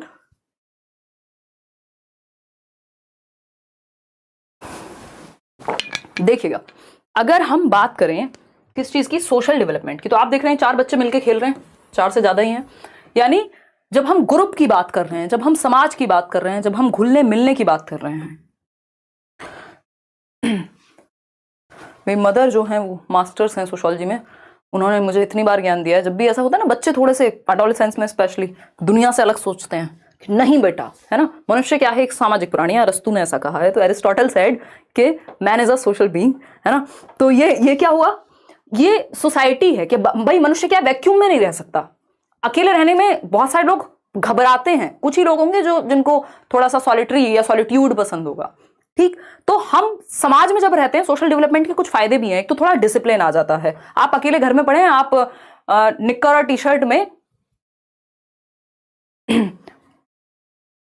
टाइकून है, क्या है वो वर्ड जो है, वो कौन सा गाना है, तो तूफान बन के रहते हैं अपने घर में, अकेले पड़े हुए हैं, घर में पूरा सामान जो है वो फैला हुआ है, खाना जहां खाया वहीं छोड़ दिया, जो भी किया पूरा फैल के रह रहे हैं आप। लेकिन वहीं अगर 2 लोग घर में आ रहे हो, तो आप क्या करेंगे, तुरंत से तमीज में आ जाएंगे, है ना। कपड़े ठीक से पहन लेंगे, थोड़ा मुंह धो लेंगे, वो सामान साइड कर देंगे, ठीक है ना।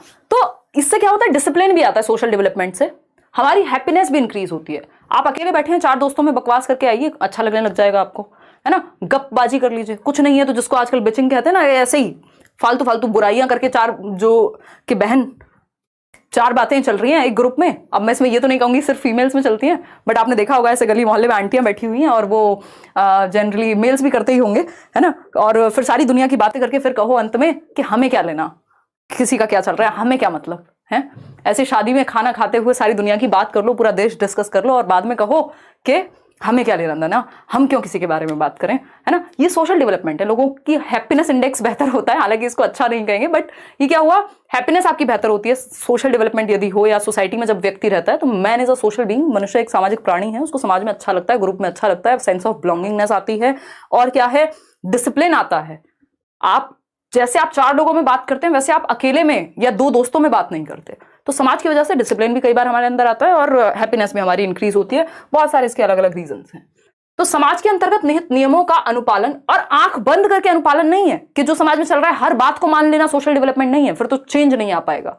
तो आप क्या अडेप्ट कर रहे हैं, इंस्टॉल कर रहे हैं कुछ वैल्यूज, समाज में रहने के जो तौर तरीके हैं वो एक्वायर कर रहे हैं, उसी को सोशल डेवलपमेंट एक प्रक्रिया है जिसके थ्रू आप social rules, norms, regulations, values को एक्वायर करते हैं कि किस समाज में कौन सी चीजें अपेक्षित है, ठीक है ना। चलिएगा, तो the process of learning, adapting and instilling या internalising the values, norms and socially approved ways of behaviour is known as socialisation. Socialisation is a lifelong process starting from infancy to death. ये बात थोड़ा सा ध्यान में रखिएगा, अभी हम स्टेजेस ऑफ डेवलपमेंट पढ़ने वाले हैं, इसके बाद फिर समझेंगे. ठीक है, अगर हम बात करें इन्फेंसी की, तो शैशवा अवस्था जब हम कह रहे हैं, इन्फेंसी टू डेथ की बात कर रहे हैं, हम मृत्यु की बात कर रहे हैं. ठीक, ये गर्भ से शुरू नहीं हो रहा, ये वूम टू टूम्ब नहीं है, जन्म से शुरू होता है. बच्चा पैदा हुआ, दादी नानी चाची जो भी आसपास हैं, जो भी लोग मिलने आ रहे हैं उससे बातें कर रहे हैं, अरे अरे कितना प्यारा है. अब उसको समझ में नहीं आ रहा, लेकिन सोशलाइजेशन वहीं से शुरू हो गया. तो इन्फेंसी से या जन्म से ही शुरू हो जाता है कहीं ना कहीं, और डेथ तक चलता है. आप नए नए समाज में, समाज बदलता रहता है समय के साथ, और आप नए नए नियम कायदे कानून तौर तरीके सीखते जाते हैं. सही है कि नहीं है, ये बता दीजिए बस, है ना. बिल्कुल. तो इन्फेंसी से डेथ तक चलेगा, और अलग अलग स्टेज में अलग अलग चीजें आप सीखते रहते हैं. एक क्वेश्चन आता है कि व्यक्ति जो है वो एक एक्टिव मेंबर कब बनेगा ग्रुप का, तो वो एडोलेसेंस है, यानी 12 से 18 वर्ष. और अगर हम कहें वो ग्रुप में जाना या शुरू कब करता है एक्टिवली पार्टिसिपेट करना, तो वो होती है अर्ली चाइल्डहुड. तो दोनों चीजों में अंतर है, हालांकि हम आएंगे आगे समझेंगे. अब आता है इमोशनल डेवलपमेंट, आखिरी प्रकार है, फिर हम कुछ और पढ़ेंगे. इमोशनल यानी संवेग, सामवेगिक विकास. एक व्यक्ति है रेथस, वो कहते हैं इमोशंस कलर आर लाइव्स, यानी जो इमोशंस हैं, जो संवेग हैं, वो हमारे जीवन में रंग भरते हैं. मान लीजिए आप में कोई इमोशंस है ही नहीं, यानी इमोशन ही नहीं है, कोई सिंगल इमोशन नहीं है, आप एक रोबोट हो जाएंगे, है ना. चिट्टी में भी इमोशंस आ गए थे, तब जाके मजा आया था मूवी देखने में. अगर उसमें इमोशंस ही ना होते तो फिर तो मूवी ऐसी ही चलती रहती, बिल्कुल कलरलेस, है ना, क्या ही फर्क पड़ रहा था फिर. लेकिन संवेग जो है वो रंग भरते हैं जीवन में. अब आप देख रहे हैं बच्चा पहले दिन रो रहा है, बाद में नहीं रोएगा. ठीक है, तो ये क्या है, इमोशनल डेवलपमेंट है. हमारे अंदर इमोशंस हैं और उनका डेवलपमेंट, उनको बेहतर करना. रेथस के अनुसार ये बात हम कर चुके हैं. Emotional development is about knowing and managing your own emotions, यानी आप अपने इमोशंस के प्रति अवेयर हैं कि नहीं, आप जागरूक हैं कि नहीं, आपको महसूस कैसा हो रहा है आपको यही नहीं पता, है ना. और मैनेज करना उनको जानते हैं कि नहीं. हर जगह तो आप नहीं रो सकते ना, तो ये क्या हुआ, या रो भी सकते हो तो चलो, रोना कोई बुरी बात नहीं है, बट आप इमोशंस मैनेज करना सीख लेते हैं सिचुएशन में. यही इमोशनल डेवलपमेंट है, यही इमोशनल डेवलपमेंट है. Emotions and cognition are interrelated, ये अपने आप में एक टॉपिक है, इसको भी पढ़ेंगे. एक नंबर में आता ही है, हमेशा आता है, संज्ञान और संवेग क्या है, इंटर रिलेटेड हैं. अगर एक लाइन में पढ़ना है तो उसको ऐसे याद रख लीजिएगा, अंतः संबंधित हैं, बाय डायरेक्शनल रिलेशनशिप होता है इनका, अंतः संबंधित हैं. अगर मैं बात करूं किसकी, संज्ञान और संवेग की, ठीक है, कॉग्निशन और इमोशन की यदि मैं बात करूं, तो ये इनका जो रिलेशनशिप है वो बाय डायरेक्शनल है. ये वर्ड ध्यान रखिएगा, पेडागोजी वर्ड्स का खेल है, बहुत घुमाता है ना. बाय डायरेक्शनल यानी द्विदिशीय, यानी एक दूसरे को प्रभावित करते हैं. यूनी डायरेक्शनल नहीं है, याद रखिएगा. यूनी का मतलब होता है सिंपल, सॉरी सिंगल, सिंगल नहीं है कि प्रभावित ही नहीं करते, अलग अलग डायरेक्शन में जाते हैं. बाय मतलब एक दूसरे को प्रभावित करते हैं. जो आपका दिमाग है, आपका संज्ञानात्मक विकास है, आपका सोचना समझना सीखना जानना, और आपके इमोशंस जो हैं, जो आप फील कर रहे हैं, वो एक दूसरे को प्रभावित करते हैं. आपकी थिंकिंग भी प्रभावित होती है. यदि आप बहुत ज्यादा इमोशनल होते हैं, कहा जाता है, तो आप बह जाते हैं. तो उस बहने के टाइम पे खुद को कंट्रोल करना. तो कॉग्निशन इमोशन एक दूसरे को प्रभावित करते हैं, ये बात हमें पता होनी चाहिए. अच्छा, वॉटसन कहते हैं, पेपर में क्वेश्चन पहले पूछा जा चुका है, घुमा फिरा के कहीं से पूछ ले तो आपको पता होना चाहिए. वॉटसन एक व्यक्ति हैं, वैसे तो व्यवहारवाद में आते हैं, बट सीटेट में व्यवहारवाद पढ़ने नहीं बैठना आपको, है ना. तो वॉटसन कहते हैं कि 3 इमोशंस जन्म से हैं हमारे अंदर, फॉल, FAL, ठीक, फियर, एंगर और लव, यानी भय जन्म से है. आप बच्चे को बहुत तेज उछालिए, पहले डरना महसूस करेगा. एंगर यानी क्रोध, वो भी जन्म से है, एंगर. लव, प्रेम, 2.5 आखर प्रेम का. पढ़ के पंडित आपको नहीं होना है, क्योंकि आपको 30 नंबर लाने हैं CDP में. इस टाइम पे थोड़ा सा साइड रख सकते हैं, ठीक है. तो अगर हम बात करें फियर, एंगर और लव, ये क्या है, ये 3 इमोशंस हैं जो बाय बर्थ हैं व्यक्ति में, ऐसा वॉटसन कह रहे हैं. 14 इंस्टिंक्ट और इमोशंस की थियरी दी है विलियम मैकडूगल ने. वो कहते हैं 14 इंस्टिंक्ट होते हैं जिनसे 14 इमोशंस जनरेट होते हैं. उसको आप छोड़ भी सकते हैं, सीटेट के लेवल का काम नहीं है, बट फिर भी आपकी इच्छा हो तो आप जान सकते हैं ऐसे ही. तो ये फियर, एंगर, लव जन्म से होते हैं. कई बार क्या देगा आपको, 4 ऑप्शन दे देगा. अच्छा, एक और बात ध्यान में रखिएगा, इसमें लव क्या है, एक पॉजिटिव इमोशन है. इस बार बहुत क्वेश्चन आया हुआ है कि कौन सा इमोशन है जो आपको सीखने में मदद करेगा. तो लव एक इमोशन हो सकता है, ड्राइविंग फोर्स है बहुत बड़ा, है ना. लोग IAS वाईएस बन जाते हैं प्यार व्यार के चक्कर में, ठीक. हालांकि एंगर में ही बनते हैं बहुत सारे लोग. तो लव और क्या हो सकता है, प्राइड। प्राइड नेगेटिव वाला नहीं, घमंड वाला प्राइड नहीं, गर्व, जब आप अच्छा महसूस कर रहे हैं, एक्साइटेड हैं अगर आप किसी चीज को लेकर के। बोर्डम क्या हो गया, एक नेगेटिव इमोशन हो गया। इस बार बहुत सारे क्वेश्चन है पेपर में, अगर आप बोर्डम महसूस कर रहा है बच्चा तो भाई सीख नहीं पाएगा, क्योंकि इमोशन और कॉग्निशन जो सीखना है क्लासरूम में वो आपके इमोशन से भी तो प्रभावित होगा, आपको बच्चे के दिल से भी तो जुड़ना पड़ेगा, ठीक है ना। तो लव, प्राइड या और इस तरह के पॉजिटिव इमोशंस जो आपको बिलोंगिंगनेस, सेंस ऑफ बिलोंगिंगनेस हो सकता है, ये पॉजिटिव हैं। जो चीजें नेगेटिव इमोशंस हैं, एंगर, फियर, ये अपने आप में बहुत पॉजिटिव माने नहीं जाते, जरूरी होते हैं सभी तरह के इमोशंस, बट इनको हम पॉजिटिव नहीं मानेंगे, ठीक है। आगे बढ़ते हैं इसी बात पे। चीजें तो इतनी है कि अगर डिस्कस किया जाए तो यही क्लास 8 घंटे की बन जाए, बट देखिएगा आगे बढ़ते हैं।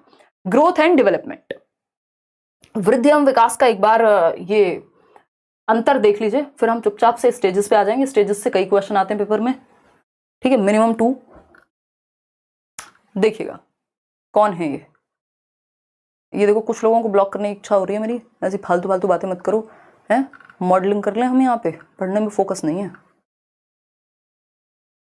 ये कौन फांसी फांसी चिल्ला रहा है, कैसी बातें करते हो यार, पढ़ लिया करो। इतनी मेहनत से आपको आइडिया भी नहीं है कि कितनी मेहनत लगती है। कुछ ही लोग शायद इस बात को समझ पाएंगे, काफी मेहनत लगती है ना। कोई भी टीचर जो भी कोशिश कर रहा है ना आपके साथ जुड़ने की, या कोई भी पढ़ाने आ रहा है, अगर सच में टीचर है तो वो मेहनत करता है बहुत। जितना आप पढ़ रहे होंगे शायद उससे ज्यादा मेहनत साथ में या उसके बराबर तो एटलीस्ट करनी ही पड़ रही होगी। तो ये जरूरी है कि उस चीज को रिस्पेक्ट करके हम फोकस करें, ठीक है। चलिए आते हैं, ये हंसी मजाक की बातें इसलिए होती है कि आप पढ़ते भी रहें साथ साथ और थोड़ा सा मूड भी फ्रेश रहे, इसलिए नहीं होती कि सिर्फ हंसी मजाक पे अटक जाएं। ग्रोथ और वृद्धि, जिसको हम कह रहे हैं, व्यापक होता है डेवलपमेंट, लेकिन डेवलपमेंट को हम विकास कहेंगे, ठीक है, विकास कहेंगे। तो ग्रोथ के अंदर डेवलपमेंट के अंदर ही ग्रोथ है, तो जो भी कुछ ग्रोथ में है या मैच्योरिटी भी किसके अंदर आएगी, डेवलपमेंट के अंदर ही आएगी। तो दोनों इससे जुड़े हुए हैं। तो व्यापक है, ब्रॉड डोमेन है, इसमें सब कुछ आ जाएगा, 4 प्रकार हैं। वहीं ये नैरो है, संकुचित है, इसमें सिर्फ शारीरिक पक्ष आते हैं, शरीर की लंबाई चौड़ाई, ये सारी चीजें। मात्रात्मक या परिमाणात्मक परिवर्तन, यानी कि क्वांटिटेटिव चेंजेस, सेकंड पॉइंट है। और यहां पे क्या आएंगे, परिमाणात्मक के साथ साथ गुणात्मक भी आएंगे, यानी क्वालिटेटिव एंड क्वांटिटेटिव बोथ।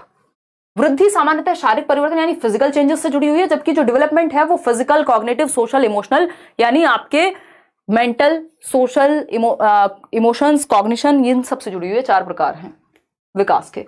वृद्धि का मापन सही से किया जा सकता है, यानी हम ठीक से मेजर कर सकते हैं, क्योंकि ये संकुचित है, नैरो है। लेकिन डेवलपमेंट का असेसमेंट होता है बहुत केसेस में, आप एग्जैक्टली नहीं माप सकते कि सामने वाले में विकास हुआ है, यानी समझ बेहतर हुई है, इमोशनली अच्छा हुआ है, तो कितने % हुआ है, तो आप आकलन करते हैं उसका। संरचनात्मक यानी स्ट्रक्चरल चेंजेस आते हैं वृद्धि में, जबकि फंक्शनल चेंजेस आते हैं विकास में। क्लियर है बात या नहीं है, फटाफट से बता दीजिए, ठीक। चलिए आगे बढ़ते हैं, ठीक। देखिएगा स्टेजेस ऑफ डेवलपमेंट, कोशिश कीजिए लाइव ही अटेंड करें सेशन, बाद में कई लोगों की मजबूरी होती है क्योंकि उनको जल्दी सोना होता है या चीजें, बट लाइव क्लास में एक एनर्जी बनी रहती है। विकास के चरण पे आते हैं। विकास के चरण अगर आप देखेंगे तो इसमें 4 ही चरण हैं जो आपके काम के हैं। इन्फेंसी यानी शैशवावस्था, जन्म से 2 वर्ष। अर्ली चाइल्डहुड, पूर्व बाल्यावस्था, 2 से 6 वर्ष। लेटर चाइल्डहुड, उत्तर बाल्यावस्था, 6 से 12 वर्ष। एडोलेसेंस यानी किशोरावस्था, 12 से 18 वर्ष। हर पेपर में क्वेश्चन इससे आते हैं, स्पेशली जो लोग पेपर 2 दे रहे हैं वो 12 से 18 वर्ष पे ज्यादा फोकस भी करें। कम से कम भी एक क्वेश्चन तो सिर्फ डायरेक्ट इसी से आ जाएगा कि अर्ली चाइल्डहुड का टाइम पीरियड क्या है, आप कहेंगे 2 से 6, ठीक है। लेटर चाइल्डहुड का क्या है, आप कहेंगे 6 से 12। अच्छा, इसमें एक मध्यस्थ भी निकाल देते हैं, मिडिल चाइल्डहुड, तो उस केस में आपको ध्यान रखना है या तो 6 से 11 या 6 से 8, बीच की कोई स्थिति निकाल लेनी है। इन दोनों के कोई फिक्स नहीं होता, उसमें बहुत सारे लोगों ने मिडिल चाइल्डहुड को अलग अलग तरीके से कहा हुआ है, बट अगर पूछे तो अर्ली चाइल्डहुड 2 से 6, इन्फेंसी जन्म से 2, लेटर चाइल्डहुड 6 से 12 और एडोलेसेंस 12 से 18। इन सबको एक एक करके समझेंगे। एडोलेसेंस को अगर WHO की माने, वर्ल्ड हेल्थ ऑर्गेनाइजेशन की माने, तो 10 से 19 वर्ष तक की जो आयु है वो किशोरावस्था के अंतर्गत आती है। एक और चीज, इन्फेंसी से पहले भी एक स्टेज होती है जिसको प्रेगनेंसी पीरियड या कॉन्सेप्शन पीरियड आप कह सकते हैं, कि बच्चा गर्भ में होगा। प्री नेटल पीरियड यानी प्रसव पूर्ण अवस्था कहते हैं, सीटेट में बहुत ज्यादा नहीं आता इससे। इस अवस्था में बच्चा गर्भ में यानी माँ के पेट में ही होता है, और गर्भाधान का जो समय है वो 9 महीने है, जन्म से 9 महीने 10 दिन का समय लगभग होता है, 280 दिन या 38 से 40 सप्ताह। जन्म के समय जो नॉर्मल भार है वो 2.5 से 3 किलो होता है, बट ये सब आपके काम का नहीं है।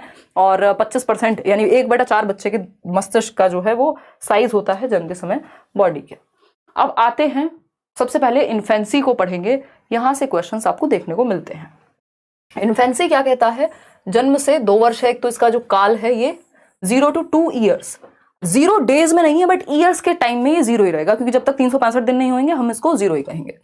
ज्ञानेंद्रिया यानी सेंसेस जो हैं, या तो बर्थ टू 2 years लिख लीजिएगा या 0 to 2 years।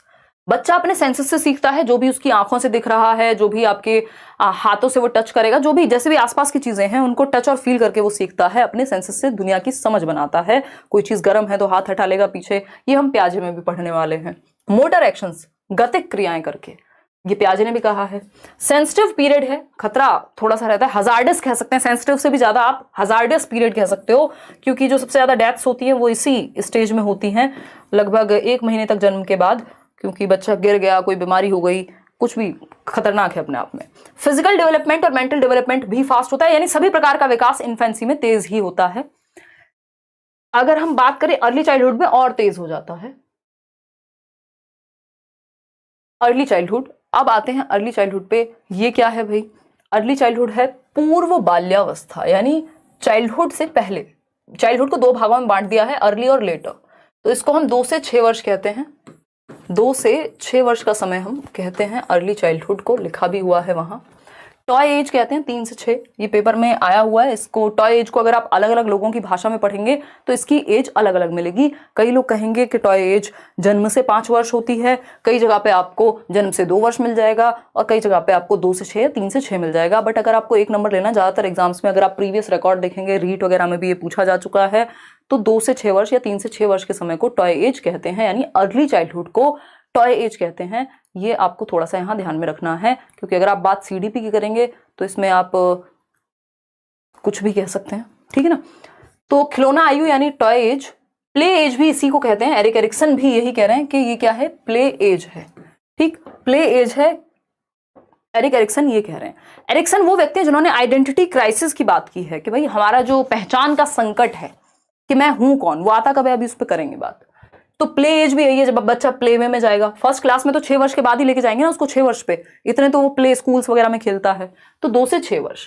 Fastest language development, ये याद रखिएगा, यहां से क्वेश्चन आता ही है, यानी भाषा का विकास सबसे तेजी से होता है, तो इसको sensitive period for language development कह सकते हैं, यहां लिखा हुआ है, या क्रिटिकल पीरियड कह सकते हैं लैंग्वेज डेवलपमेंट के लिए, फास्टेस्ट पीरियड कह सकते हैं। इसका मतलब क्या है? सेंसिटिव का मतलब है कि यहां पर सबसे तेजी से, संवेदनशीलता से भाषा का विकास हो सकता है। बच्चा बहुत तेजी से वर्ड्स को ग्रैस्प करता है एनवायरनमेंट से, भाषा को बहुत तेजी से सीखता है। अगर डोरेमोन देख रहा होगा तो डोरेमोन से सीख लेगा फटाफट से, फिर वो कहीं भी यूज करता रहेगा उसको, हर दिन नए शब्द सीखेगा, और आपको लगेगा यार ये बात इसने कहां से सीख ली। अगर आप आपस में भी कुछ बात करें तो वही बात रिपीट करेगा, फिर आपको लगेगा अगली बार से शैतान के सामने थोड़ा ध्यान से रहना है ना।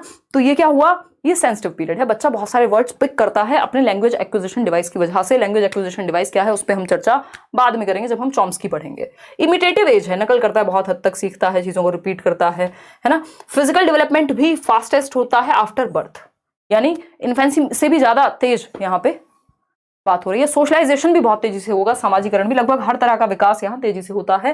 तो एक तो आपको याद रखना है ये लैंग्वेज के लिए, सोशल डेवलपमेंट के लिए बहुत ही तीव्र गति से होने वाला पीरियड है, सेंसिटिव और क्रिटिकल पीरियड है। टॉय एज तो है ही, प्ले एज भी इसको हम कहते हैं। अब आते हैं उत्तर बाल्यावस्था यानी लेटर चाइल्डहुड पर। ये सारी बातें लेटर चाइल्डहुड के बारे में, यहां से भी बहुत क्वेश्चन पूछे जाते हैं। 6 से 12 वर्ष, प्याजे की माने तो ही 7 से 11 वर्ष, जिसको कॉन्क्रीट ऑपरेशनल कह दिया प्याजे ने। नाम याद रखिएगा, प्याजे के अकॉर्डिंग इसी स्टेज को हम कॉन्क्रीट ऑपरेशनल यानी मूर्त संक्रियात्मक कहते हैं। 7 से 11 वर्ष यानी यही टाइम पीरियड है, 1 साल ऊपर नीचे। अगर हम एरिक एरिक्सन की माने तो इसी टाइम को इंडस्ट्री वर्सेस इंफीरियोरिटी कहते हैं, जब बच्चा स्कूल जाना शुरू करता है, स्कूल एज, कॉम्पिटेंस उसके अंदर डेवलप होती है। स्कूल एज भी आप इसको कह सकते हैं, पहली बार वो फर्स्ट क्लास में जाएगा 6 साल का होने पे। लेटेंसी फ्रॉइड की भाषा में कहते हैं, सुषुप्ता अवस्था सिगमंड फ्रॉइड की भाषा में, कि इस टाइम पे लिबिडो जो है वो शांत हो जाएगी, स्कूल की एक्टिविटीज में लग जाएगा। ठीक, तो ये तीनों ही चीजें आपको ध्यान में रखनी है। ये स्कूल एज है 6 से 12, लेटर चाइल्डहुड जिसको गैंग एज भी कहते हैं, टोली अवस्था जिसको कहते हैं, बच्चा ग्रुप्स में रहना शुरू कर देता है। अब क्योंकि इससे पहले वो जाता तो है बट टेम्परेरी फ्रेंडशिप बनाता है। अगर आप देखेंगे 2 से 6 वर्ष में, अगर आप पूर्व बाल्यावस्था में देखेंगे, वो मान लीजिए आप उसको कहीं खाना खिलाने लगे तो 2 मिनट कोई बच्चा मिला, उससे बात कर ली, फिर अपने मम्मी पापा के साथ निकल गया, याद भी नहीं है कौन मिला था। लेकिन यहाँ पे ये लॉन्ग टर्म जो फ्रेंडशिप्स हैं वो बननी शुरू हो जाती हैं, बच्चा ग्रुप में रहना शुरू कर देगा। तो ये गैंग एज है। क्या है ये? गैंग एज है। बच्चा ग्रुप में रहना शुरू करेगा, गेम और स्पोर्ट्स में इन्वॉल्व होना शुरू कर देता है। इसके अलावा एलिमेंट्री स्कूल एज तो है ही, पहली कक्षा में जाएगा इसी उम्र में। लॉन्ग टर्म फ्रेंडशिप बननी शुरू हो जाती है। आप देखते हैं बचपन से कोई बच्चा है जो बचपन से साथ है, अगर ठीक कोई पूछ रहा है age is just a number. अभी ये कहने के लिए भी मुझे बहुत बड़ा होना पड़ेगा, अभी मैं छोटी हूँ। फिजिकल डेवलपमेंट थोड़ा सा स्लो हो जाता है, मोटर डेवलपमेंट तेज हो जाता है। यानी बच्चे में कूदने की, उछलने की, चीजों को बेहतर तरीके से करने की, स्पोर्ट्स की, इन सब की क्षमता बेहतर हो जाती है। शरीर में आपको दिखेगा हाइट बहुत तेजी से नहीं बढ़ रही, शारीरिक विकास बहुत तेजी से नहीं हो रहा, लेकिन मोटर डेवलपमेंट बहुत तेजी से हो रहा है। इसके जस्ट बाद 12 साल के बाद आप देखते हैं बच्चा अचानक से खंबा बन गया, मतलब बहुत लंबा हो गया, या एकदम से उसकी हाइट वाइट बढ़ने लगी। लेकिन इस टाइम के दौरान फिजिकल डेवलपमेंट से ज्यादा उसके अंदर मोटर डेवलपमेंट, गति का विकास जो है वो ज्यादा बेहतर आता है। सूडो मेच्योरिटी का काल है, मिथ्या परिपक्वता, यानी उसको लगता है, फेक मेच्योरिटी, उसको लगता है कि वो मेच्योर हो गया, बट हुआ नहीं, होता वो बच्चा ही है। ठीक है जी, क्लियर है। देखो शेम जो है वो नेगेटिव है, ऑफ कोर्स। अगर शेम की आप इमोशन की बात कर रहे हैं तो बिल्कुल नेगेटिव है। बच्चे को आप शेम का अनुभव ना कराएं हो सके तो, ठीक है जी, नेगेटिव है ऑफ कोर्स। तो अगर हम बात करते हैं, ये सारी बातें हम कर ही चुके हैं, अब और क्या ही बात करेंगे। तो ये सब बातें हैं, ये नोट्स फ्री हैं, किसी को पैसे मत दे देना इन नोट्स के लिए, मैंने टेलीग्राम पर डाले हुए हैं। और अब आते हैं एडोलेसेंस पे। एडोलेसेंस क्या कहता है समझते हैं। एडोलेसेंस क्या कहता है ये समझने का प्रयास करते हैं। 10:30 बज गए, कई लोग तो नींद में बौरा गए होंगे अब तक।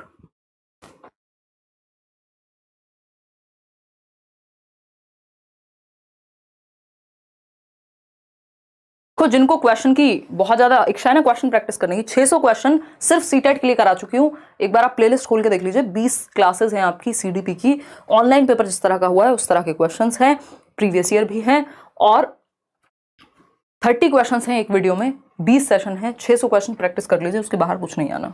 देखिएगा, किशोरावस्था यानी एडोलेसेंस, ये है 12 से 18, बहुत इंपॉर्टेंट है, क्वेश्चन आता ही है हमेशा। 12 से 18 वर्ष, WHO की मानेंगे तो 10 से 19 वर्ष हो जाएगा। As per WHO 10 to 19 years of age. ठीक है, ये भी कहीं मैंने देखा था, किसी एग्जाम में पूछा हुआ है, तो इसलिए ये तो खैर मैं बहुत पहले से कराती हूँ, बट ये पूछ भी लिया है, ये मजे की बात है। ट्रांजिशनल पीरियड यानी परिवर्तन का काल, संक्रमण काल भी इसको कहते हैं, गोल्डन पीरियड, स्प्रिंग सीजन भी कह देते हैं, वसंत ऋतु। ट्रांजिशनल क्यों है ये? क्योंकि यहाँ ट्रांजिशन होगा। इससे पहले क्या था? चाइल्डहुड था, लेटर चाइल्डहुड की अगर हम बात करें, और इसके बाद क्या होगा? अडल्टहुड होगा, वयस्क बन जाएगा, अब उसको वोट का अधिकार हो जाएगा 21 साल का होते ही। तो अब वो बच्चे और बड़े के बीच में कहीं है, ट्रांजिशन में है, परिवर्तन में है। अभी ना वो बच्चा है ना वो बड़ा है, तो इसलिए वो कंफ्यूज भी है, उसको पता नहीं मेरी आइडेंटिटी क्या है। जरा सा कुछ बोलो घर में, कहते हैं अरे तुम तो बड़े हो गए, उतना भी नहीं पता, और फिर जरा सा कुछ और बोल दो तो कहेंगे अरे तुम तो बच्चे ही हो। ठीक है, तो स्ट्रेस एंड स्टॉर्म का काल भी इसको कहा है, तनाव, और क्योंकि एनर्जी बहुत होती है तो हम कह सकते हैं गोल्डन पीरियड है। स्ट्रेस एंड स्टॉर्म यानी तनाव और तूफान की अवस्था, स्टैनली हॉल के अनुसार। तनाव एवं तूफान का मतलब क्या है? बहुत तेजी से rapid hormonal changes, physical changes, cognitive changes, हर तरह के चेंजेस का विस्फोट होता है। अगर हम देखें, परिवर्तनों का विस्फोट है, बहुत तेजी से हार्मोनल, फिजिकल, साइकोलॉजिकल, हर तरह के चेंज बच्चे में आ रहे हैं, इसलिए आपको चिड़चिड़ा मिलेगा, गुस्सा ज्यादा आएगा, और भी बहुत सारी चीजें। ये वो टाइम है जब आप बच्चे से उसका दोस्त बनना शुरू कर दें, अदरवाइज वो अपनी दुनिया अलग बना लेगा और आपकी दुनिया अलग रह जाएगी, फिर वो आपकी सुनेगा भी नहीं। लीडरशिप स्किल्स की अगर हम बात करें तो लीडरशिप स्किल्स क्या है? आप देखते हैं कि बच्चे में उसको स्कूल का हेड बॉय, हेड गर्ल या कुछ एक ग्रुप में शामिल होना है ना। अगर लीडरशिप स्किल्स को डेवलप करना है तो ये उसके लिए भी बेस्ट टाइम है कि वो नेतृत्व का कौशल उसके अंदर विकसित हो जाए। इमोशनल स्टेबिलिटी की, लैक ऑफ इमोशनल स्टेबिलिटी, याद रखिएगा ये बहुत पूछता है, यानी सामवेगिक जो एक स्टेबिलिटी होती है। जैसे आज आपको कोई कहे अरे ये हो गया वो हो गया, अरे तुम्हारे एक्स ने शादी कर ली, हाँ ठीक है कर ली तो क्या करें, हैं कर लेनी चाहिए थी, उम्र जा रही थी, तो ये क्या हुआ? ये स्टेबिलिटी है इमोशनल। ठीक है ना, अगर आप 35 या 45 साल के हैं, उन लोगों की बात कर रही हूं मैं, ठीक है ना, 25 साल में हो सकता है फर्क पड़े इस बात से। लेकिन यहां पे क्या है, अगर आप 12 से 18 वर्ष के होते, 12 से 18 वर्ष के अगर आप हैं, तो मक्खी भी अगर इधर से उधर जाए तो आपके इमोशंस को वो डिस्टर्ब कर जाती है। ठीक है ना, तो आपके इमोशंस को वो कर जाती है डिस्टर्ब। तो ये वो वाला टाइम है जब इमोशनली स्टेबल नहीं है बच्चा, 2 मिनट में गुस्सा आ जाएगा, 2 मिनट में खुश हो जाएगा, 2 मिनट में कुछ और हो जाएगा, तो वो क्या है? इमोशनली इनस्टेबल है, अस्थाई है उसके संवेग जो है। ठीक है ना। अगर हम बात करें, देखो नींद खुल गई फिर से कई लोगों की, अगर हम बात करें तो ये क्या है, इमोशनल स्टेबिलिटी नहीं होती। ध्यान रखिएगा, लैक करता है, पेपर में दे देगा इमोशनल स्टेबिलिटी होती है, जबकि लैक करता है इमोशनल स्टेबिलिटी। अभी कहां से आ गई सरकार, है ना, अभी तो वो ब्रेकअप पैचअप दुनिया के किसी और दूसरे का भी होगा ब्रेकअप, उस पर भी रोलेगा, ठीक है ना। तो अगर हम बात करें तो ये इमोशनल स्टेबिलिटी की कमी है, यहाँ पे तनाव और तूफान का काल है। दूसरी भाषा में कहें तो आइडेंटिटी क्राइसिस का काल है, जिसको एरिक एरिक्सन कहते हैं। एरिक एरिक्सन के अनुसार इन्होंने एक थियरी दी है अपनी 8 स्टेजेस की, प्रॉपर लाइफ स्पैन थियरी बोलते हैं इसको, साइको सोशल डेवलपमेंट, मनो सामाजिक विकास का सिद्धांत। तो जनरली पेपर में नहीं आता है, बट इनडायरेक्टली पूछ लेता है, कोई कह रहा है हम लोग तो हमेशा जागे रहते हैं।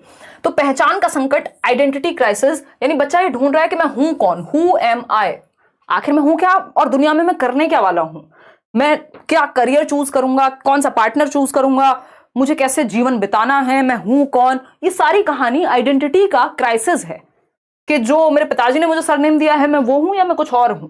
और यही कहानी एरिक्सन के साथ चल रही थी, जिन्होंने इस नाम को दिया। इनका नाम है एरिक एरिक्सन।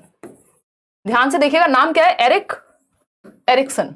मतलब ये खुद आइडेंटिटी क्राइसिस में थे एक तरह से, और इनको बाद में समझ आया कि यानी एरिक किसका बेटा हुआ, एरिक का ही सन है। तो नाम जो है इन्होंने खुद को ही दिया, ये सरनेम एरिक एरिक्सन, यानी एरिक का ही बेटा है एरिक, है ना। इंटरेस्टिंग है ना। देखो, तो एरिक एरिक्सन की जब हम बात कर रहे हैं तो इन्होंने ये आइडेंटिटी क्राइसिस का कॉन्सेप्ट दिया। बहुत प्यारी थियरी है इनकी, मैंने यूट्यूब पे कराई हुई है, कभी समय मिले तो देखिएगा, बट वो पुराना होगा, आज की डेट में तो हम बहुत बातें करके समझते हैं चीजों को। आइडेंटिटी क्राइसिस, या बैच में आ रहे हैं तो वहां समझ लेंगे, ठीक है ना। अगर हम बात करते हैं आइडेंटिटी क्राइसिस यानी पहचान का संकट, आखिर मैं हूं क्या, मैं करियर क्या चूज करूंगा, मुझे कैसे जीवन जीना है ना। वोकेशनल एंजाइटी नाम की एक चीज होती है, वो होती है यहां पर वोकेशनल एंजाइटी, यानी व्यवसायिक दुश्चिंता कि मुझे करना क्या है लाइफ में। करियर काउंसलिंग लेने जा रहे हैं बच्चे, है ना, दुनिया भर की चीजें, कौन सी स्ट्रीम लूं, इसमें ही पहले तो कंफ्यूज रहता है, भैया साइंस लूं, ह्यूमैनिटीज लूं, कॉमर्स लूं, क्या करूं आखिर जीवन में, किस तरफ जाऊं। किसी ने कहा वो बन जाओ, फलाने हमारे रिश्तेदार हैं, बहुत खुश रहते हैं, बहुत पैसा है उनके पास, अंदर से चाहे रोते रहते हो। बच्चे ने कहा हाँ ठीक है ये बन जाता हूं, फिर वो कंफ्यूज हो जाएगा। तो identity crisis versus role confusion, अगर आइडेंटिटी फॉर्म हो गई तो अच्छा है, नहीं तो रोल कंफ्यूजन में रहेगा। फिर आप देखते हैं बहुत सारे लोग बहुत सारे करियर चेंज करते रहते हैं। तो वोकेशनल एंजाइटी का टाइम पीरियड है ये, ठीक है। बात आगे बढ़ेंगे। हमारे पूरा गांव 8 बजे ही सो जाता है, मैं ही जिंदा हूँ, आदित्य कह रहे हैं। यार मैं समझ सकती हूँ, कोशिश करेंगे थोड़ा सा 7 बजे करीब रख लें मैराथन, है ना। 6 बजे तो पॉसिबल नहीं है, मैंने आज भी सोचा था, बट वो पॉसिबल नहीं हो पाता। तो हो सकता है कि कल 7 बजे मैराथन में लगा दूं और 9 बजे तक फ्री हो जाऊं, क्योंकि मेरा भी एक जीवन है जो बचा नहीं है, जिसमें मैं घूम सकूं, कहीं कुछ खा सकूं, कोई वीकेंड नाम की चीज हो जिसमें, है ना। देखना पड़ेगा। गुरमीत कौन से सब्जेक्ट की बात कर रहे हो भाई। देखिए तो समझते हैं फटाफट से। ब्रिज पीरियड यानी इसको पुल समय अवधि कह सकते हैं आप, ब्रिज कह सकते हैं, इसको अभी समझेंगे, मैं आपको एक पिक्चर के थ्रू समझा दूंगी। एडोलेसेंट ईगो सेंट्रिज्म होता है, उसको लगता है सब मुझे देख रहे हैं, मेरा हेयर स्टाइल कैसे बना हुआ। आजकल मेरा भाई है वो नया एडोलेसेंस में आया किशोरावस्था में, तो मम्मी कह रही थी पूरे दिन शीशे के सामने खड़ा रहता है। तो मैंने कहा अब इस एज में नहीं खड़ा होगा तो कब खड़ा होगा। और मेरे को कह रहा है कि मम्मी देखो मेरे को ऐसे ऐसे बोलती हैं, ये कहती हैं। तो मैंने कहा भाई कम बाल बना लिया करो, और मम्मी में परिवर्तन थोड़ा मुश्किल नहीं हो गया इस उम्र में। तो हालांकि इतना भी कुछ नहीं है, बट वो हंसी मजाक की बातें हैं। तो ये क्या है, उसको लग रहा है सब मुझे देख रहे हैं। वो बाल एक बार में भी बन चुके थे, बट उसको लग रहा है सबका ध्यान मेरे ऊपर है। कपड़े पहन के जाने तो कौन से पहन के जाने हैं, आज मुझे शादी में जाना है अपनी वॉच दे दो। जैसे पूरी दुनिया उसी के ऊपर ध्यान लगा करके रखी हुई है। कोई 2 लोग शादी में बात कर रहे हो तो बच्चे को लगेगा, बच्चा नहीं है एडोलेसेंस में है, किशोरावस्था वाले व्यक्ति को लगेगा कि मेरे ही बारे में बात हो रही है, मेरी ही चीजों को देख करके जल रहे हैं, मेरी ही चीजों को देख करके खुश हो रहे हैं, वॉट एवर इट इज, ठीक है ना। तो ये हुआ एडोलेसेंट ईगोसेंट्रिज्म, यानी किशोरावस्था अहम केंद्रित था। स्प्रिंग सीजन, बसंत ऋतु तो है ही भाई, इतने सारी एनर्जी होती है इस टाइम में आपके पास जिसकी हद नहीं है, ठीक। तो ये वाला समय या तो व्यक्ति को बनाएगा या बिगाड़ देगा। चलिए आगे बढ़ते हैं। ट्रांजिशनल पीरियड क्यों है, ये ब्रिज पीरियड क्यों है, इसको समझते हैं, क्योंकि इससे क्वेश्चन पूछे जाते हैं लगातार। अगर हम देखें तो एडोलेसेंस यानी किशोरावस्था, 12 से 18 वर्ष का काल, 10 से 19 WHO के अनुसार किशोरावस्था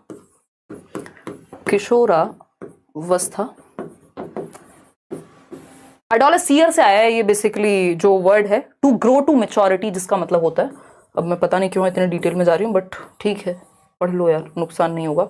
एडोलेसिया से ये वर्ड आया जिसका मतलब होता है to grow to maturity, to grow to maturity, यानी परिपक्वता की ओर आप बढ़ रहे हैं, अभी हुए नहीं है परिपक्व, ठीक है। तो ये एक बात है। इधर है अडल्टहुड, यानी 21 साल के बाद या 18 साल के बाद अगर आप देखेंगे तो आप अडल्ट कहला रहे हैं, वयस्क बन जाएंगे आप। और इससे पीछे क्या है, चाइल्डहुड, लेटर चाइल्डहुड, जिसमें हम पढ़ के आए कि 12 साल से पहले पहले तक, 6 से 12 वाला जो टाइम है वो चाइल्डहुड का टाइम है।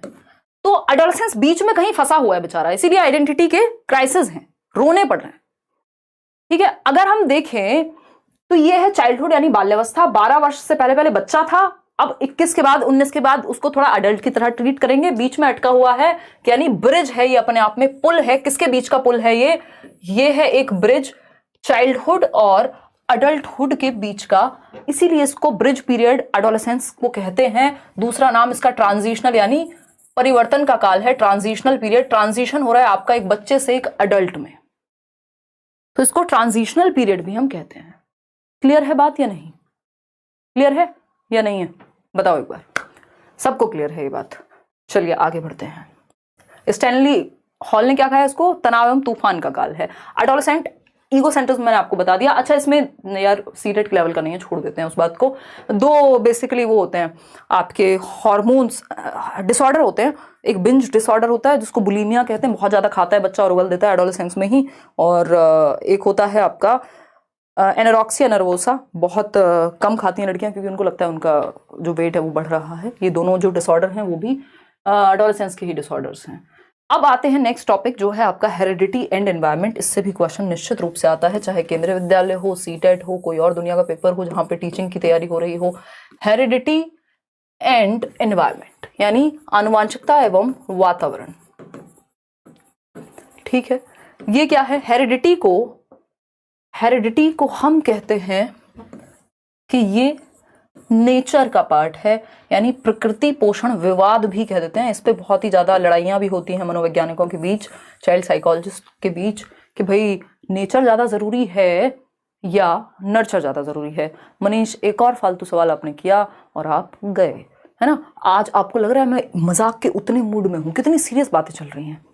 हम यहाँ एरिक्सन डिस्कस कर रहे हैं, हम यहाँ ऐसे ऐसे लोगों को डिस्कस कर रहे हैं जिन्होंने दुनिया बदल दी पढ़ाई की, दुनिया मनोविज्ञान में और बच्चों के विकास में, चाइल्ड डेवलपमेंट में, सब पलट के रख दिया। और आप लगे हैं शादी कब करेंगे, हैं? मेरी शादी से दुनिया रुकी हुई है जैसे, हैं? चलो आओ फटाफट इधर आ जाओ, पढ़ लो, इतनी रात को लगे हुए हो। प्रकृति यानी नेचर, जिसको हेरिडिटी आनुवंशिकता कहते हैं। नेचर मतलब जो आपको मिल चुका है, आप इसको कह लीजिए नेचर से मिला है या आपके जीन से, जेनेटिक मेकअप से मिला है, जिसमें बदलाव संभव नहीं है, स्टैटिक है, ये स्थिर है, ऐसा नहीं हो सकता। आपकी आंखों का रंग आपको आज काला मिला है, कल आप उसको कुछ और बना लें, ठीक है ना।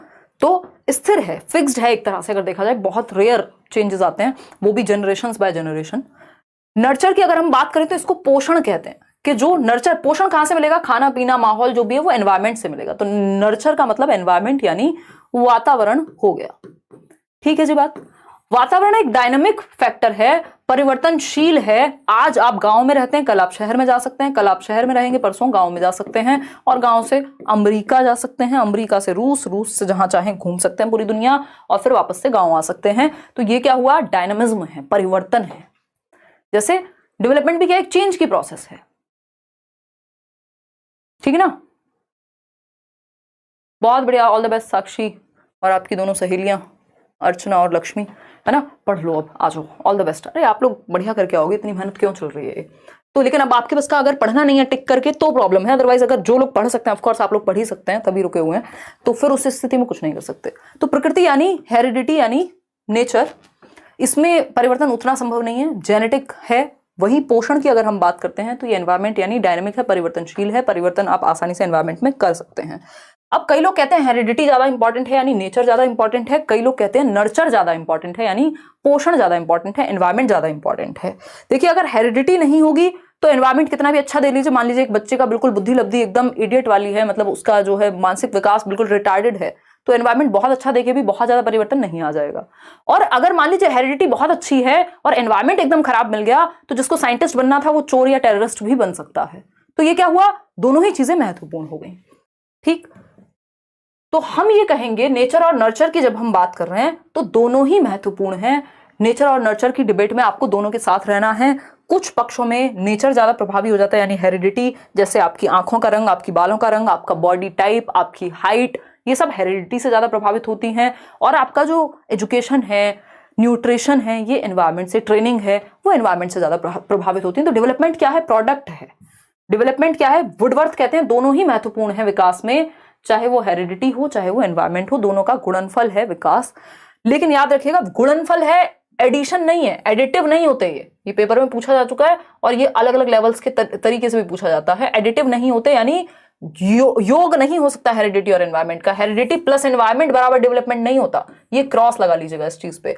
हेरिडिटी इनटू एनवायरमेंट होगा, हेरिडिटी की गुणा होती है एनवायरमेंट के साथ, दोनों क्या करते हैं? प्रतिक्रिया करते हैं, आपस में इंटरेक्शन होता है हेरिडिटी और एनवायरमेंट का, और तब जाकर के विकास होगा। तो डेवलपमेंट बराबर हेरिडिटी इनटू एनवायरमेंट। अब इसमें ऐसा नहीं कि 50% रोल जो है हेरिडिटी का है, 50% एनवायरमेंट का है। अगर ऐसा होता तो फिर ये एडिटिव हो जाते, इनमें योग संभव था। फिर तो 50% हेरिडिटी 50% एनवायरमेंट बन गई चाय। ऐसा थोड़ी है, कॉम्प्लेक्स इंटरप्ले है, जटिल पारस्परिक क्रिया है। कुछ क्षेत्र में हेरिडिटी बहुत ज्यादा प्रभावी हो जाती है, कुछ में एनवायरमेंट ज्यादा प्रभावी हो जाता है। ठीक है ना? अगर आप एजुकेशन की बात कर रहे हैं तो फिर एनवायरमेंट मैटर ज्यादा करेगा। अगर हम हेरिडिटी की बात कर रहे हैं तो आपका जो इंटेलिजेंस का स्तर है वो हेरिडिटी से ज्यादा प्रभावित होगा। हेरिडिटी क्या है? फिक्स्ड है, स्टैटिक है, स्थायी है। एनवायरमेंट डायनेमिक और चेंजेबल है, यानी परिवर्तनशील है। Heredity can be best viewed, हम हेरिडिटी को देख सकते हैं जो एक रेंज सेट करती है। हेरिडिटी एक बेस तैयार कर देती है, केवीएस में पूछा जा चुका है। क्या है? हेरिडिटी एक बेस तैयार कर देती है, डेवलपमेंट के लिए एक आधार प्रदान कर देती है। हेरिडिटी क्या है? अब हम ये पढ़ेंगे थोड़ा सा। हेरिडिटी लोअर लिमिट और अपर लिमिट सेट कर देती है डेवलपमेंट के लिए, बीच में आप एनवायरमेंट की वजह से खेलते रहते हैं, है ना? तो एक लिमिट तय करने में या बेस देने का काम करती है हेरिडिटी। अगर आप हेरिडिटरी बिल्कुल ही ठीक स्थिति में नहीं है, मानसिक विकास आपका बिल्कुल ही जड़ बुद्धि है, तो उस स्थिति में बहुत ही मुश्किल है कि आपको कितना भी अच्छा एनवायरनमेंट देके गिफ्टेड बना दिया जाए, वो फिर पॉसिबिलिटी नहीं हो पाएगी। ठीक है, लेकिन हाँ, ज्यादातर लोगों का आईक्यू एवरेज होता है, तो इसलिए आप इसमें अपनी असफलताओं का जो ठीक रहा है वो खुद पे फोड़िएगा। ये मत कहिएगा हमें तो हेरिडिटी से अच्छी इंटेलिजेंस नहीं मिली थी। ज्यादातर दुनिया सिर्फ 2% लोग हैं जो जीनियस हैं और 2% लोग से भी कम हैं जो एकदम इडियट हैं, बाकी सब एवरेज में ही हैं। More than 50% population average IQ रखती है। आईक्यू पे आएंगे अभी। तो is actually shaped by the support and opportunities of the environment, यानी जो हेरिडिटी है उसको सपोर्ट मिलती है, एनवायरनमेंट और हेरिडिटी दोनों काम करते हैं। बेसिकली सपोर्ट देखिएगा, जो डेवलपमेंट है उसको सपोर्ट मिलता है हेरिडिटी और एनवायरनमेंट में जो अपॉर्चुनिटीज मिली हैं उससे। ठीक है, ये वही बेसिक बात जो हम 4 बार रिपीट कर चुके हैं। यार आजकल मेरी तबीयत जो है ना वो थोड़ी सी एग्जॉस्टेड हूं मैं। देखिएगा, अब आते हैं प्रिंसिपल्स ऑफ डेवलपमेंट पर। प्रिंसिपल्स ऑफ डेवलपमेंट देखिएगा, नेक्स्ट वीकेंड शायद सैटरडे संडे आपकी ऑफलाइन क्लासेस मैं रख सकती हूँ, तो दिल्ली आने के लिए तैयार रहिएगा। ठीक है जी, मैंने सोचा था 2-2.5 घंटे ही रखे हैं आज की क्लास। अभी कितना समय हुआ है हमको? अभी तो 1.5 घंटा हुआ है। बहुत बड़ा श्रद्धा। चलिए अभी पढ़ते हैं।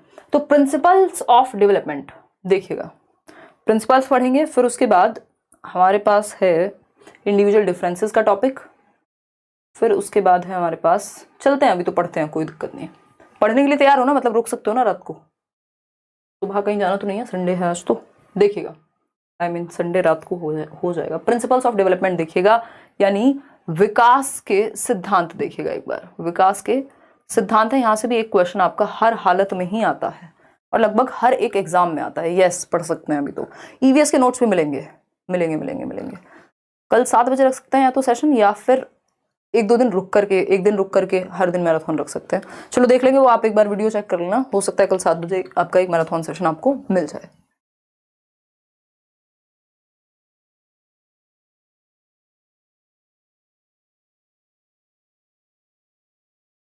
चलिए बहुत बढ़िया, अभी तो जगे हुए हैं आप। प्रिंसिपल्स ऑफ डेवलपमेंट यानी विकास का सिद्धांत। प्रिंसिपल्स ऑफ डेवलपमेंट, विकास के सिद्धांत, यानी विकास क्या है? एक यूनिवर्सल या ब्रॉड प्रक्रिया है, एक बहुत बड़ी प्रक्रिया है। तो इसको समझने के लिए कुछ सिद्धांत बनाए गए कि इसको बेहतर तरीके से समझें, इसलिए कुछ रूल्स बना लो। जैसे ह्यूमन नेचर क्या है, बड़ा कॉम्प्लेक्स सा है, तो समाज में क्या किया यार, तमीज से रहने के लिए कुछ रूल्स बना लो। तो रूल्स क्या हमें हेल्प कर देते हैं, ज्यादा भसड़ नहीं होती दिमाग में, हमें पता होता है ये फॉलो करना है। अगर ज्यादा दिमाग नहीं लगाना तो ये फॉलो कर लो, चुपचाप से बात खत्म। ठीक, तो इसी तरह से विकास के भी कुछ सिद्धांत बनाए गए कि इन सिद्धांतों पे विकास काम करता है, क्योंकि विकास एक ब्रॉड प्रक्रिया है, बहुत ही बड़ी प्रक्रिया है, तो इसको बेहतर तरीके से समझने के लिए कुछ सिद्धांत डेवलप किए गए। सबसे पहली बात कि डेवलपमेंट क्या है, यूनिवर्सल है। यहां लिख लीजिएगा, development is universal. Development is universal. Universal यानी विकास एक सार्वभौमिक प्रक्रिया है। विकास एक सार्वभौमिक प्रक्रिया है। सार्वभौमिक प्रक्रिया है यानी पूरी दुनिया में, चाहे आप एशिया में रहते हो, यानी आप भारत के बच्चे हैं, आप पाकिस्तान के बच्चे हैं, आप श्रीलंका के बच्चे हैं, या आप अमेरिका के बच्चे हैं, आप कजाकिस्तान के बच्चे हैं, आप रशिया के बच्चे हैं, आप कनाडा में रहने वाले एक बच्चे हैं, मतलब दुनिया के सारे बच्चों में विकास की जो प्रक्रिया है वो लगभग सेम तरीके से काम करती है। यानी विकास सार्वभौमिक है। एटलीस्ट जो स्टेजेस हैं, तो इन्फेंसी पूरी दुनिया के हर बच्चे के लिए एक जैसा ही रहेगा। चाइल्डहुड है तो सभी के लिए एक जैसा रहेगा, ऐसा तो नहीं है चाइल्डहुड में अगर रशिया का बच्चा है तो वो तो भाई ओलंपिक्स में चला जाता है और यहाँ बच्चे चल नहीं पाते, ऐसा नहीं होता ना। मतलब जा सकता है ट्रेनिंग वगैरह से, लेकिन इन्फेंसी मतलब सभी के लिए एक जैसा। जन्म से 2 वर्ष में यदि बच्चा सेंसस से सीखता है तो पूरी दुनिया के बच्चे ऐसे ही सीखते हैं, है ना। बच्चा अगर चलने से पहले क्रॉल करना, घिसट के चलना सीखता है तो वो सारी दुनिया में यही पैटर्न फॉलो होता है। यानी विकास का जो पैटर्न है वो यूनिवर्सल है। ठीक, विकास का पैटर्न यूनिवर्सल है सभी के लिए, लेकिन रेट डिफरेंट है। याद रखिएगा, दर भिन्न है। 2 सेम एज के बच्चे भी अलग अलग तरह से एक्टिविटी कर सकते हैं। देखिए, डेवलपमेंट इज कॉन्टिन्यूअस, ये हमें पता है, सतत चलता है, लाइफ लॉन्ग, वूम टू टूम, ये हुआ पहला सिद्धांत, जीवन पर्यंत चलेगा। डेवलपमेंट इज सीक्वेंशियल और ऑर्डरली, यानी क्रम में होता है। इन्फेंसी के बाद आपका चाइल्डहुड आएगा, उसमें भी पहले अर्ली चाइल्डहुड, लेटर चाइल्डहुड, फिर एडोलेसेंस, फिर अडल्टहुड, फिर ओल्ड एज जाकर के कहीं आएगी। एक क्रम है, एक सीक्वेंस है। Rate of development varies person to person, विकास की दर भिन्न होती है। याद रखिएगा, इसका जो पैटर्न है, जो विकास का पैटर्न है वो पूरी दुनिया में सभी के लिए सेम है, यूनिवर्सल है। जो पैटर्न है, जो डेवलपमेंट का पैटर्न है वो यूनिवर्सल है। सब जगह पे पैटर्न ऐसा ही फॉलो होता है कि पहले बच्चा बैठना सीखता है, फिर वो घिस घिस के, मतलब पहले चलना सीखता है, फिर बैठना सीखता है, फिर खड़े होना सीखेगा, फिर चलना सीखेगा, फिर दौड़ना सीखेगा कहीं। ये क्या है, एक पैटर्न है जो सब जगह फॉलो होगा। बच्चा पहले एक सेंटेंस बोलने से पहले वो सिंगल शब्द बोलना शुरू करता है, उसके बाद वो 2 शब्दों को जोड़ के नया शब्द जोड़ेगा। तो ये क्या हुआ, एक पैटर्न है, सेम होगा, यूनिवर्सल है। लेकिन रेट सेम नहीं है। यानी पैटर्न तो सेम है सभी के लिए, विकास का जो पैटर्न है वो सेम है, लेकिन रेट इज डिफरेंट, दर जो है वो भिन्न है। अगर 2 सेम एज के बच्चे हैं, दोनों में सेम गति से विकास होगा जरूरी नहीं है। एक बच्चा है जो 9 महीने में खड़ा होना सीख गया था, दूसरा बच्चा है जिसको लगभग 1.25 साल या 1.5 साल लग गया, तो दर भिन्न है। किसी में कोई चीज तेजी से होती है, उसमें हेरिडिटी और एनवायरमेंट दोनों ही कारण होते हैं, किसी में वही चीज जल्दी हो जाती है। ठीक है ना, क्लियर है? कोई दिक्कत परेशानी इस बात को समझने में अगर है तो आप बता सकते हैं। क्लियर है ना? चलिए, तो रेट इज डिफरेंट, याद रखिएगा, ये बहुत इसमें कंफ्यूजन होती है। रेट डिफरेंट है, दर जो है वो भिन्न है, पेस जो है वो भिन्न है। भाषा बदल दे उससे कोई फर्क नहीं पड़ता, है ना। पेस डिफरेंट हो सकता है, लेकिन स्टेजेस सेम है, पैटर्न सेम है, पूरी दुनिया के लिए यूनिवर्सल है, सार्वभौमिक है। ये छोटी छोटी बातें हैं जो आपको बड़े बड़े नंबर बचाएंगी। ठीक, आगे बढ़ते हैं। डेवलपमेंट जो है वो प्रोसीड करता है जनरल टू स्पेसिफिक, सामान्य से विशिष्ट की ओर जाता है विकास, सामान्य से विशिष्ट की ओर जाता है। पहले बच्चा जनरल एक्टिविटीज करता है, यानी हाथ पांव पूरे शरीर से रोएगा भी तो, या अगर किसी सामान को पकड़ना है, बॉल पकड़ाओगे ना, वो ऐसे पकड़ेगा पूरे हाथों का यूज करके, पूरी आर्म्स का यूज करके। बाद में तो आप ऐसे कैच कर लेते हैं। ये क्या हुआ, स्पेसिफिक एक्टिविटी। पहले पेन पूरे हाथ से पकड़ रहे थे, अभी आप सिर्फ एक फिंगर और थंब का यूज करके पकड़ लेते हैं, तो इसी को सामान्य से विशिष्ट कहेंगे। Growth and development is a product of heredity and environment, यानी विकास किसका गुणनफल है, आनुवांशिकता और वातावरण का। हम जो भी हैं, तीसरा फैक्टर ही नहीं है, या तो हमें एनवायरमेंट से मिला होगा या हेरिडिटी, या इन दोनों का इंटरेक्शन होगा। ठीक है ना, ऐसा नहीं हो सकता आपकी जो भी इंटेलिजेंस का स्तर है या तो एनवायरमेंट या तो हेरिडिटी, कोई और तीसरी चीज तो है नहीं, इन दोनों का ही प्रोडक्ट है। डेवलपमेंट प्रिडिक्टेबल होता है, यानी पूर्वानुमान लगाया जा सकता है। भारतवर्ष में एक कहावत जो है वो बहुत ही फेमस है कि पूत के पांव पालने में दिख जाते हैं, यानी पुत्री के भी दिख ही जाते होंगे, बट ऐसे ही चलता है समाज जनरली। बदल जाएगा समय के साथ। तो ये क्या हुआ कि मतलब आप बच्चे को, इसका कुल मिला के अर्थ ये है कि आप बचपन में ही देख सकते हैं जो उसकी एक्टिविटीज है, उस आधार पे आप अनुमान लगा सकते हैं कि विकास ये इस तरह की स्थिति में या इस चीज में ज्यादा इंटरेस्ट रखता है तो उसको इधर भेज सकते हैं। या फिर ये भी पूर्वानुमान लगा सकते हैं कि बच्चा बैठना सीखेगा, क्रॉल करना सीखेगा, या वॉकिंग पहले सीखेगा, उसके बाद वो जंपिंग सीखेगा, उसके बाद वो रनिंग सीखेगा। ये क्या है, एक अनुमान है, क्योंकि एक पैटर्न है ना। तो पैटर्न की वजह से हम क्या एक अनुमान लगा सकते हैं कि विकास की प्रक्रिया चलती कैसे है। There is a constant interaction between all factors of development, यानी विकास के जितने भी पक्ष हैं वो सब आपस में जुड़े हुए हैं, फिजिकल, कॉग्निटिव, सोशल और इमोशनल। क्लियर है कि नहीं है ये बता दीजिए, फिर हम बढ़ जाएंगे आगे। अच्छा, एक डायरेक्शन जो है प्रिंसिपल का, वो प्रिंसिपल ऑफ डायरेक्शन जो है वो बहुत ही महत्वपूर्ण है। देखिएगा, डेवलपमेंट मॉडिफिएबल है, रिवर्सेबल नहीं है, ये बात भी ध्यान रखिएगा पेपर में। और कोई कह रहा है ऊँट के बाल, अच्छा जो भी है यार, ठीक है ना, समझ लिया करो। हाँ एग्जैक्टली आदि, बहुत ही बढ़िया। देखिएगा, अगर हम बात करते हैं यहाँ पे प्रिंसिपल ऑफ डायरेक्शन की, तो प्रिंसिपल ऑफ डायरेक्शन क्या कहता है भाई, दिशा का सिद्धांत है, यानी विकास की एक दिशा होती है जिसको फॉलो करता है वो। इसमें दो सिद्धांत हैं दिशा में, एक है सेफेलोकॉर्डल यानी सिरोध पदोन्मुखी या लंबवत या लॉन्गिट्यूडिनल विकास, इसको हम कहते हैं। लॉन्गिट्यूड समझते हैं ना, लंबवत, जब आप गणित में पढ़ते होंगे एक लॉन्गिट्यूड होता होगा जिसको हम लंब बोलते थे ना, और ये एक बेस होता था, फिर हाइपोटेन्यूज होती थी, कर्ण जिसको बोलते थे। तो ये क्या है, लंबवत मतलब स्ट्रेट, टॉप टू डाउन, ठीक है ना, टॉप टू डाउनवर्ड्स चलेगा, हेड टू टो जाएगी, विकास की एक दिशा है जिसको हम सेफेलोकॉर्डल, सेफेल का मतलब है खोपड़ी, कॉर्डल मतलब जो आप नीचे की तरफ जुड़ा हुआ हिस्सा है। तो पहले बच्चा अपना सर संभालना यानी अपनी गर्दन संभालना सीखेगा, और जन्म के समय भी आप देखते हैं सर का ही भार ज्यादा है, तो पहले सर विकसित होगा, फिर आप गर्दन संभालना सीखते हैं, फिर नीचे के पार्ट पे कंट्रोल आता है, फिर खड़े होना सीखते हैं, फिर जाकर के चलना सीखते हैं। तो हेड टू टो यानी सर से पैर की ओर, पैर के अंगूठे, टो का मतलब यहां हो गया सर से पैर की ओर विकास की दिशा जाती है, यानी मैं कहूं इसको टॉप टू डाउनवर्ड्स, लॉन्गिट्यूडिनल लंबवत कह सकते हैं इसको हम, सेफेलोकॉर्डल, सेफेल यानी खोपड़ी से, ठीक, गर्दन संभाली, फिर धीरे धीरे टॉर्सो पे कंट्रोल आएगा।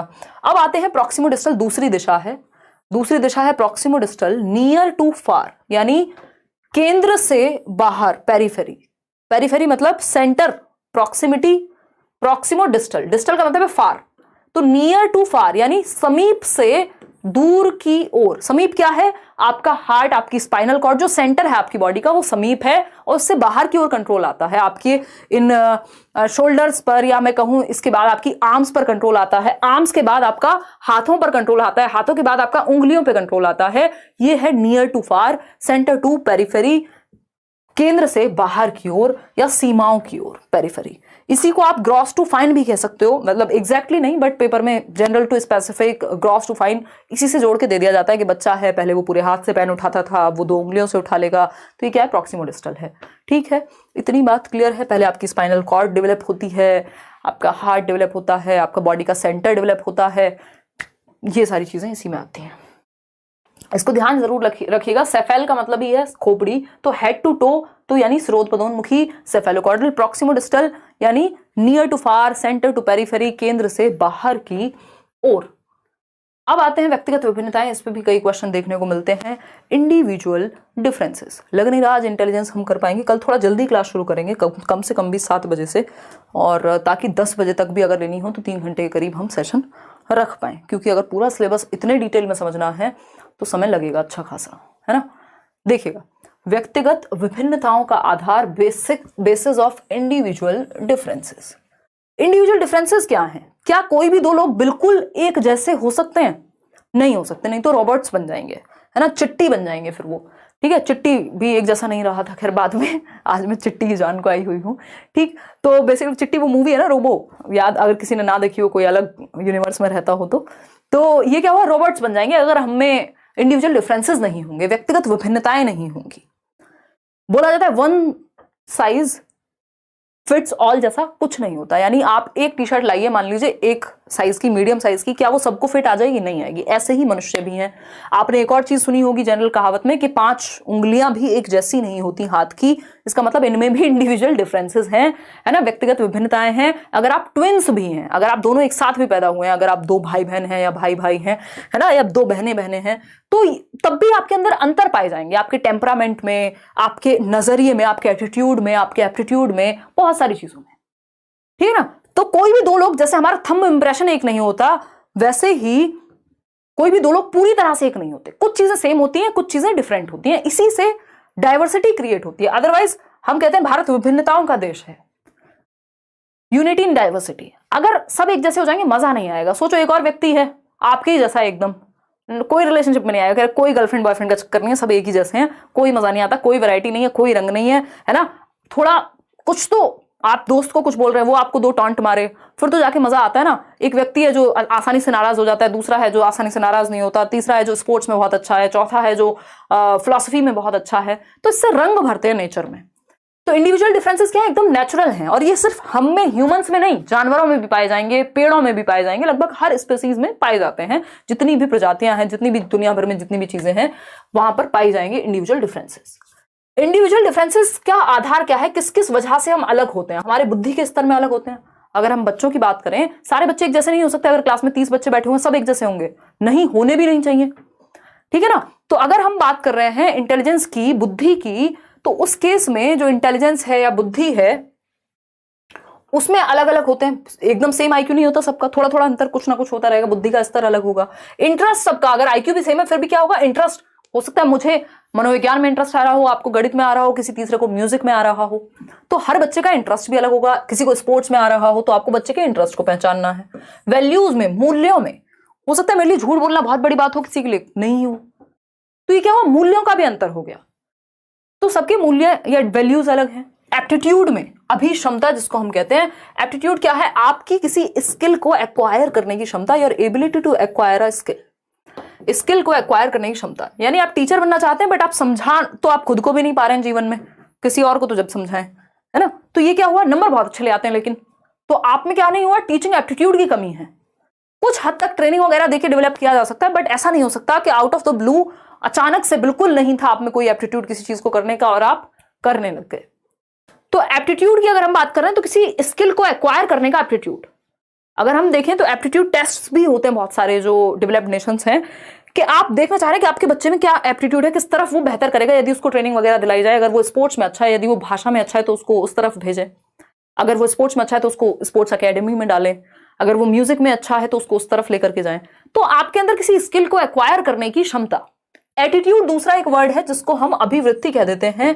एटीट्यूड है आपका नजरिया कैसा है, आपके वैल्यूज कैसी हैं, आपका एटीट्यूड मतलब आपके आइडियाज, आपके बिलीफ्स, आपके वैल्यू, आपका सिस्टम, आपका परसेप्शन कैसा है, बेसिकली आपका नजरिया कैसा है, आप किस तरह से सोचते हैं, किन चीजों को मानते हैं, आपके आइडियाज, वैल्यूज, बिलीफ्स क्या हैं आपके, उस आधार पे एक व्यक्ति में हम कहते हैं इसका नेगेटिव एटीट्यूड है, इसका पॉजिटिव एटीट्यूड है। यानी ये क्या हुआ? वो उसके क्या आइडियाज हैं, उसका क्या बिलीफ सिस्टम है, वो कैसे देखता है चीजों को। पर्सनैलिटी यानी व्यक्तित्व। सबकी पर्सनैलिटी भी अलग होती है, इसमें हेरिडेटरी फैक्टर्स भी होते हैं, एनवायरमेंटल फैक्टर्स भी होते हैं। हालांकि पर्सनैलिटी एक डायनेमिक फैक्टर है, ठीक है ना। नमाज रहने दो, कल 7 बजे से चालू कीजिएगा। हाँ यार, क्योंकि मैंने भी आज खाना वाना खाया नहीं है प्रॉपर, देखिएगा। और थोड़ा सा एग्जॉशन चल रहा है पिछले, मुझे जितना याद आ रहा है 2 महीने में, कम से कम भी 2 महीने से संडे की शक्ल नहीं देखी है। देखिएगा, इंडिविजुअल डिफरेंसेस यानी व्यक्तिगत विभिन्नताएं। अब इंडिविजुअल डिफरेंसेस अच्छे से पढ़ लेते हैं, फिर उसके बाद ही छुट्टी करेंगे। ये अच्छा टॉपिक है, यहाँ से क्वेश्चन आता है, ठीक है ना। केवीएस पीआरटी की फीस कम करवा दीजिए। अगर आपको बहुत ज्यादा समस्या है अनुराग, तो आप मेल डाल दीजिए, फ्री दिला देंगे। अगर बहुत ही एक्सट्रीम समस्या, आपको लगता है कि आप 1500 रुपये पे नहीं कर पाएंगे या 2000 रुपये, कितनी 2000 फीस है ना, अभी तो डिस्काउंट पे ही है 15 तारीख तक, क्योंकि 1500 का तो फॉर्म ही है और उसमें 10 टीचर पढ़ा रहे हैं अगर हम बैच की बात कर रहे हैं, और सभी अपने आप में एक्सपीरियंस लोग हैं। तो वो अपने आप में ही जिस फीस पे आपके सामने है बैच, क्योंकि पेडागोजी का बैच मैंने स्पेशली बोल भी दिया टीम को, मुश्किल से 800 से ऊपर नहीं रखेंगे उसको, जिनको सिर्फ पेडागोजी पढ़नी है। और बट इसमें 10 टीचर्स इन्वॉल्व हैं, पूरा मटेरियल होगा, टेस्ट सीरीज वैसे दुनिया भर की चीजें हो जाएंगी, बाद में ऑफलाइन चीजें भी होंगी, तो वो उनके एंड पे भी मैनेज करना ईजी नहीं होता कई बार, ठीक है ना। खैर देखिएगा, समझते हैं। अगर हम बात, इसमें ईवीएस भी है क्योंकि जो ईवीएस वाले क्वेश्चन है साइंस रिलेटेड क्वेश्चंस भी उसमें आ सकते हैं, तो वो भी आपका डाला गया है। इंडिविजुअल डिफरेंसेस यानी व्यक्तिगत विभिन्नताएं, खैर बैच पे अलग से बात कर लेंगे। व्यक्तिगत विभिन्नताओं की यदि हम बात करें, व्यक्तिगत विभिन्नताएं, विभिन्नताएं यानी व्यक्तियों में भिन्नताएं होती हैं, सभी एक जैसे नहीं हो सकते, ठीक। और ये किस आधार पे होती है इनको अगर हम देखें, या तो इनहेरिटेड होती हैं, क्योंकि हेरिडिटी और एनवायरमेंट दो ही तो चीजें हैं जो हमारी पूरी दुनिया को डिफाइन कर रहे हैं। हेरिडिटी यानी इनहेरिटेड, आपने इनहेरिट कर लिया, है ना, इनहेरिट कर लिया अपने पिताजी का टेम्परामेंट, बहुत ही गुस्से वाले, थोड़ा आपके अंदर भी वो नकचड़ापन है, तो ये क्या हुआ, टेम्परामेंट। या बहुत ही शांत रहने वाले, कई माँ बाप होते हैं जो बहुत शांत होते हैं, उनके बच्चे भी, उनका भी टेम्परामेंट थोड़ा सा प्रभावित होता है उस चीज से। इसमें एनवायरमेंट और हेरिडिटी दोनों का रोल है।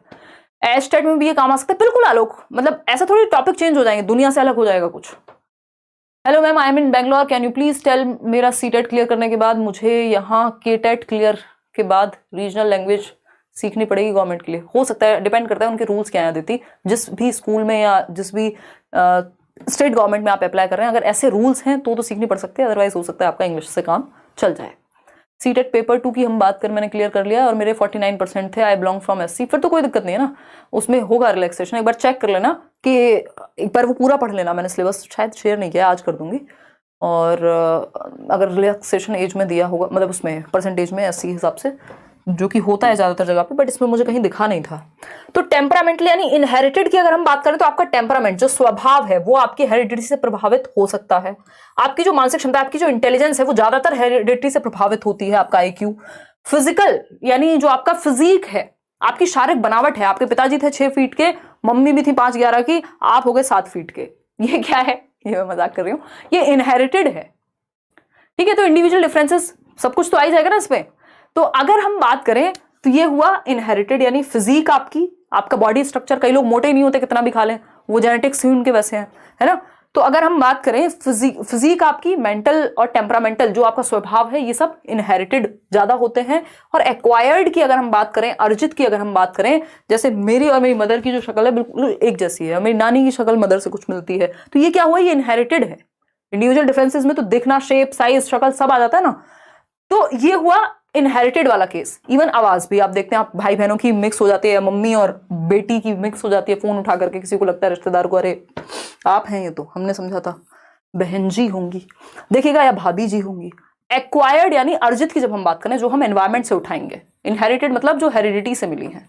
तो अगर हम एक्वायर्ड की बात कर रहे हैं तो इसमें सोशल फैक्टर्स, जिस सोसाइटी, जिस समाज में हम रह रहे हैं, अगर हम आसपास का माहौल ही ऐसा है जहां गोली कट्टे बंदूक सब चलते हैं रोज, तो वहां अलग तरह का सोशल डेवलपमेंट होगा, है ना।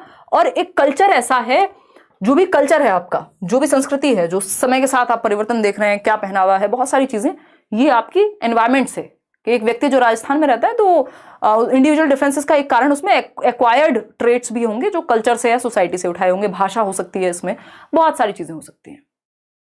आज तो पूरे घर वाले शादी में गए, लेकिन हम नहीं गए आपकी क्लास की वजह से। शालिनी बिल्कुल दिल खुश कर दिया आपने, मेरी मेहनत को सफल बना दिया, अदरवाइज मेरे पैर की मूछ अभी तक भी ठीक नहीं हुई है ना। लेकिन मुझे अभी आजकल मैं उस मोड में हूँ कि कुछ भी नजर नहीं आ रहा कि थके हो, हाँ रहो थके हुए। मैं सोती हूँ तो आसपास नोट्स बिखरे हुए होते हैं, हाईलाइटर्स, पेन, लैपटॉप, आईपैड सब बिखरा हुआ होता है, मुझे बड़ा मजा आता है ना। तो ये बहुत ही खुशी की बात है, इस चीज के लिए अपने आप को धन्यवाद दीजिए। सीखना और सिखाने की प्रक्रिया जिसमें आप हैं, टीचर बनने भी जा रहे हैं, इससे और प्योर और इससे बढ़िया चीज दुनिया में है नहीं, अगर देखेंगे आप तो। बाकी सारी चीजें सेकेंडरी है। तो कल्चर यानी संस्कृति, ये भी आप एक्वायर करते हैं भाई, जहां जन्म हो गया वहीं, जैसे सोसाइटी में आप हो गए। अब मिर्जापुर के माहौल में होंगे तो वहां से जैसे बन जाएंगे, जरूरी नहीं सब वैसे ही बने, बट डाइवर्सिटी यानी ये एक्वायर्ड हो सकते हैं।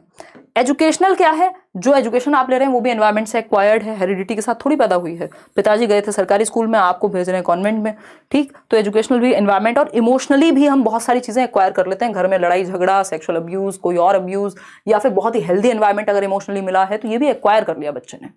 तो ये एक्वायर्ड होते हैं और इनहेरिटेड होते हैं, इनके दोनों के अंतर मैंने आपको बता दिए हैं, ध्यान में रखना जरूर है। अपना ध्यान भी दिया कीजिए। आयुष देंगे ध्यान, अभी 2 महीने जिम नहीं जा पाई हूँ, जाऊंगी अब।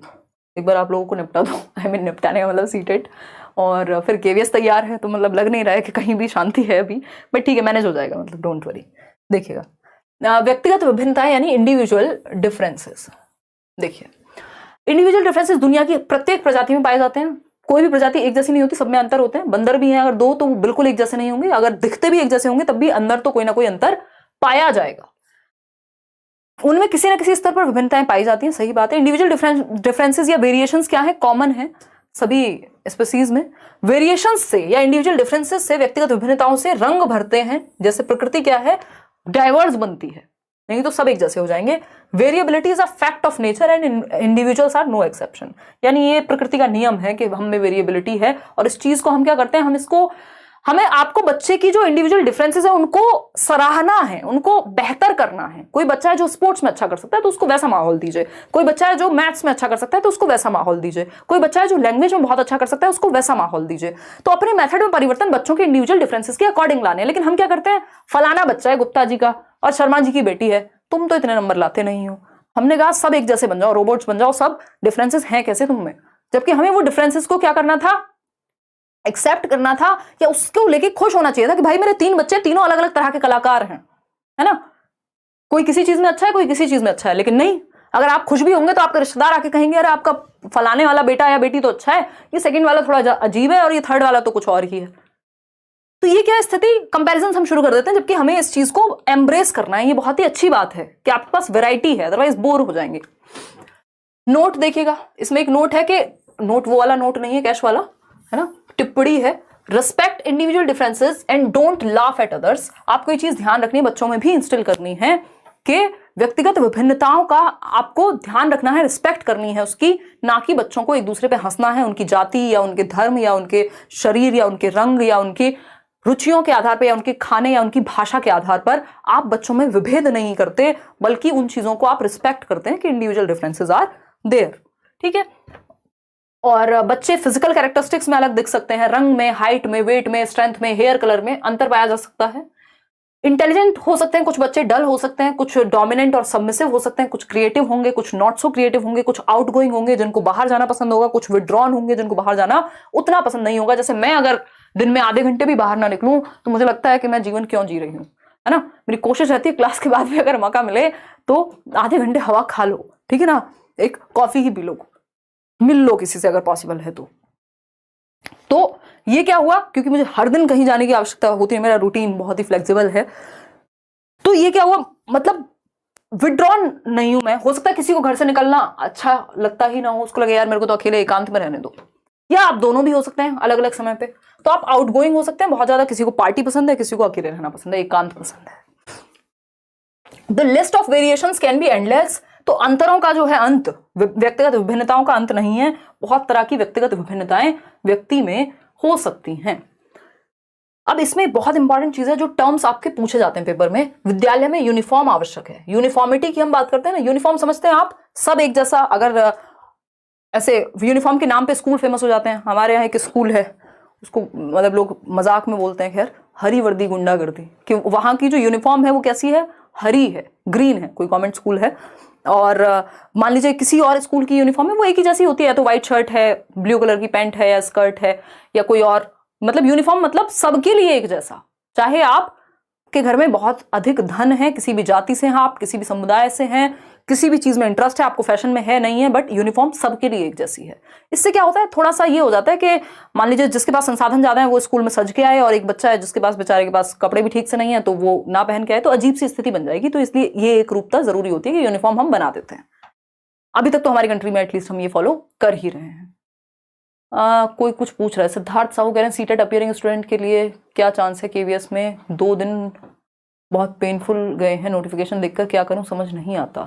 सिद्धार्थ, अगर आप मुझसे ऑनेस्टली पूछेंगे, अगर मैं आपके दिल को खुश करने की बातें करना चाहूं तो कोई अंत नहीं है। मैं ट्विटर अभियान से लेके जो आप कहेंगे वो भी कर दूंगी, अगर आप कहना चाह रहे हैं। अदरवाइज आप लॉजिकली पूछेंगे और सच में पूछेंगे जैसा सिस्टम है, तो मुझे लगता है होना नहीं है कुछ। अब ये जनरली मैं नेगेटिव बातें नहीं करती हूँ, बट थोड़ा सा अगर हम लॉजिक का प्रयोग करें यहाँ, तो 1 मिनट में हम देख सकते हैं। मैंने बताया आपको 2016 से 18 में वैकेंसी आई थी केवीएस की, और 2016 से 18 तक 2 साल से भी ज्यादा का समय हो चुका था, सीटेट नहीं हुआ था। ठीक, तो उस टाइम पे एक रीजन था कि उन्होंने अपियरिंग में अलाउ कर दिया। क्यों? क्योंकि सीटेट की गलती है कि 2 साल से नहीं निकाला। ठीक है ना। अभी स्थिति क्या, अब आप कहेंगे कि नहीं साल में 2 बार होता था सीटेट, अब 1 बार हो रहा है। अब वो कहें, अब केवीएस भी 4 साल में आई है वैकेंसी, इस चीज पे आप घेर नहीं सकते। जो स्थिति है सरकार को घेरने वाली या संस्था को घेरने वाली, वो ये लॉजिक उतना नहीं बन पाता उनके अकॉर्डिंग। इसमें ये चीज हो सकती थी, मान लीजिए, क्योंकि जो आज सीटेट अपियरिंग में है, ध्यान से समझिएगा, जो सीटेट अपियरिंग में है तो ऐसा तो है नहीं उसकी एज निकल गई है। इसका मतलब वो तो अपनी पढ़ाई अपनी गति से कर रहा था, उसका तो कोई नुकसान नहीं हुआ, ना कोरोना से ना किसी और से। वो तो अभी अगर बीएड या डीएलएड में पढ़ ही रहा है या पढ़ ही रही है तो उसकी एज तो निकल नहीं रही, वो तो अपनी पेस पे पढ़ रहा है। अगर केवीएस वो पहले दे भी देते तो क्या ही हो जाता है ना। तो अब ये इनकी अपनी सेंसिटिविटी है कि ये लोग कर सकते थे अलाउ, जो कि कर देते तो कुछ बुरा नहीं हो जाता। बट अगेन इसमें बहुत ज्यादा बन नहीं पा रही बात, मतलब मुझे नहीं लगता कि इस चीज पे बहुत ज्यादा परेशान होके, या उनको तो लग रहा है आप तो अपने पेस पे चल रहे हैं, क्या हो गया अगले साल फिर दे देंगे, जरूरी थोड़ी 4 साल बाद ही आएगी। तो लेट्स सी क्या रहता है। मेरी तरफ से आप लोग जैसा कहेंगे वैसा हो जाएगा, बट मुझे पर्सनली इस बात में बहुत ज्यादा तर्क महसूस नहीं हो रहा कि इस चीज को लेकर के आपको बहुत ज्यादा उम्मीदें नहीं पालनी चाहिए। अगर कोशिश कर भी रहे हैं बहुत अच्छी बात है, आधार ग्राउंड या रीजंस तो हर चीज के हैं, बट सक्सेस के जो चांसेस हैं वो बहुत रेयर हैं इस केस में, है ना। खैर ये अपने आप में निराशाजनक बात भी है, बट अब इसमें मैं कोई मीठी गोली देके क्या करूं आपको।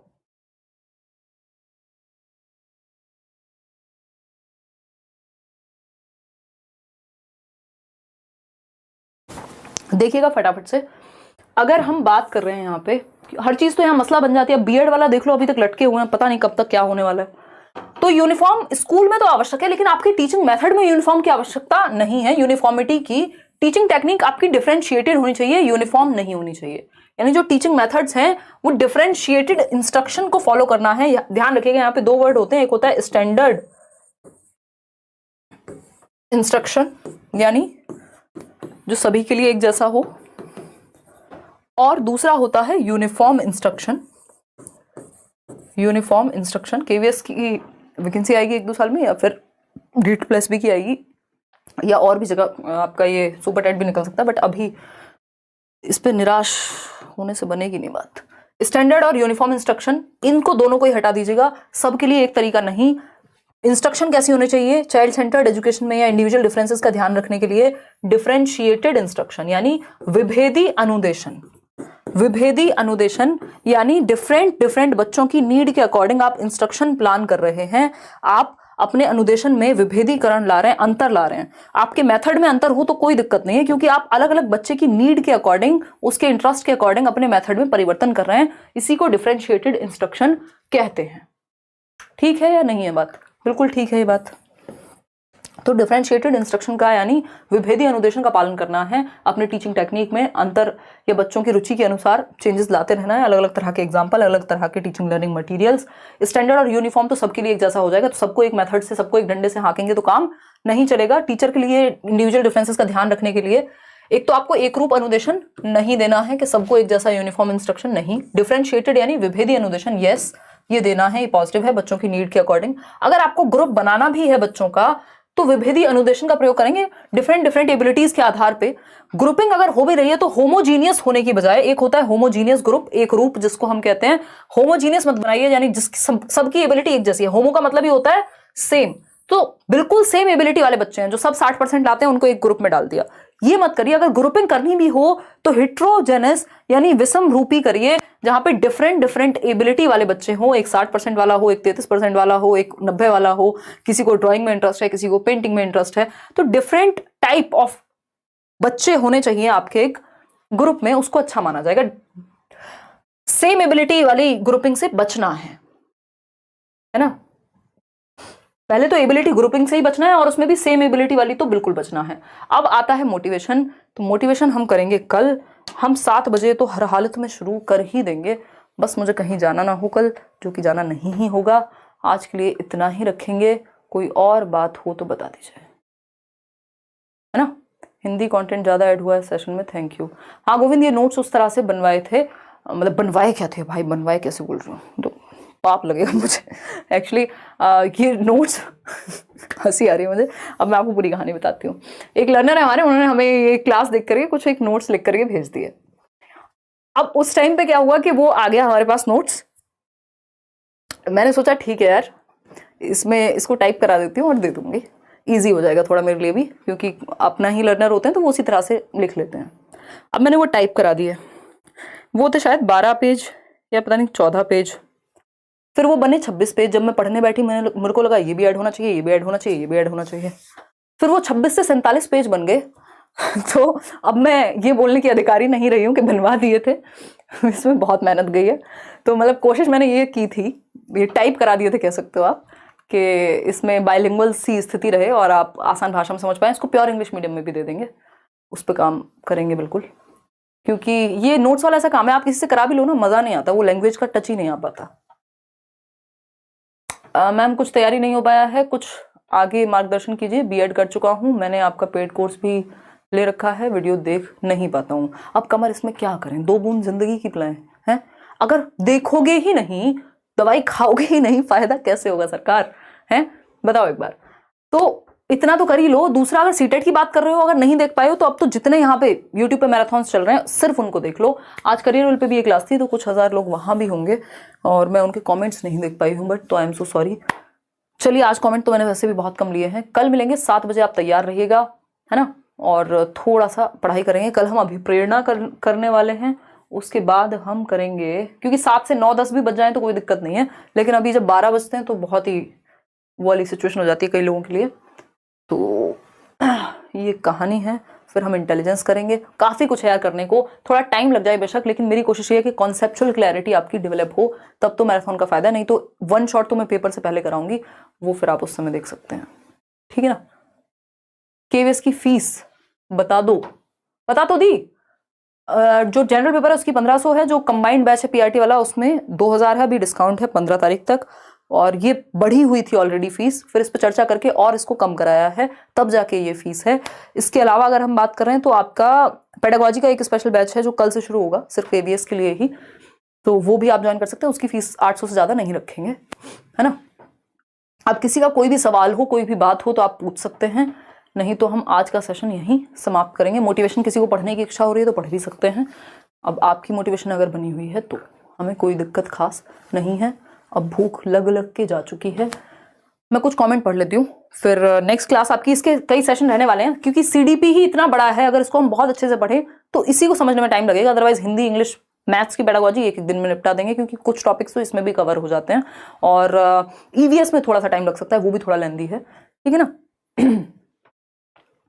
हाँ, एनईपी 2020 क्वेश्चन आने के चांसेस नहीं है, चिन्ह आएंगे ही। पिछली बार इतने भर के क्वेश्चन दिए, अब तो एनईपी आ चुकी है ना, वो तो सब जगह आ रहे हैं। अगर आप वाइस प्रिंसिपल से लेकर दुनिया के किसी एग्जाम में चले जाएंगे आज की डेट में, तो एनईपी के क्वेश्चन आपको मिलेंगे। तो एनईपी से आप नहीं बच सकते हैं सरकार। मैंने 2 वीडियो बनाए हुए हैं, एक बार वो 2 क्लासेस अटेंड कर लीजिए एनईपी की। अब आपका कोई भी सवाल हो, सुझाव हो, विचार हो, ये नोट्स आप टेलीग्राम से डाउनलोड कर लीजिएगा, एक बार रीडिंग कर लीजिएगा, और जब क्लास देखेंगे तो और मजा आएगा। बहुत सारी ऐसी एक्स्ट्रा चीजें भी होंगी जो हम डिस्कस करते रहेंगे साथ साथ, जो जरूरी है। आपके एग्जाम सेंट्रिक बात कर रहे हैं हम, अदरवाइज तो जब मैं डेवलपमेंट की क्लास लेती हूँ पेडागोजी स्पेशल में, मुझे लगता है 15 क्लासेस तक चली जाती है एक चैप्टर की। तो वही एक बात है। मैराथन की क्लासेस चलेंगी अभी आपकी, जब तक ये सीडीपी कंप्लीट नहीं होता। इसमें 3 दिन भी लग सकते हैं, 4 दिन भी लग सकते हैं, ठीक है। चलिए, take care, bye bye. Depend करता है, कल अगर हमने 3-4 घंटे खींच दिया तो फिर 3 से 4 दिन में खत्म हो जाएगा। बहुत एनर्जी है अभी, पढ़ाइए। कौन है ये व्यक्ति? हाँ, आज इतना ही रखते हैं, फिर कल मिलेंगे। Bye bye.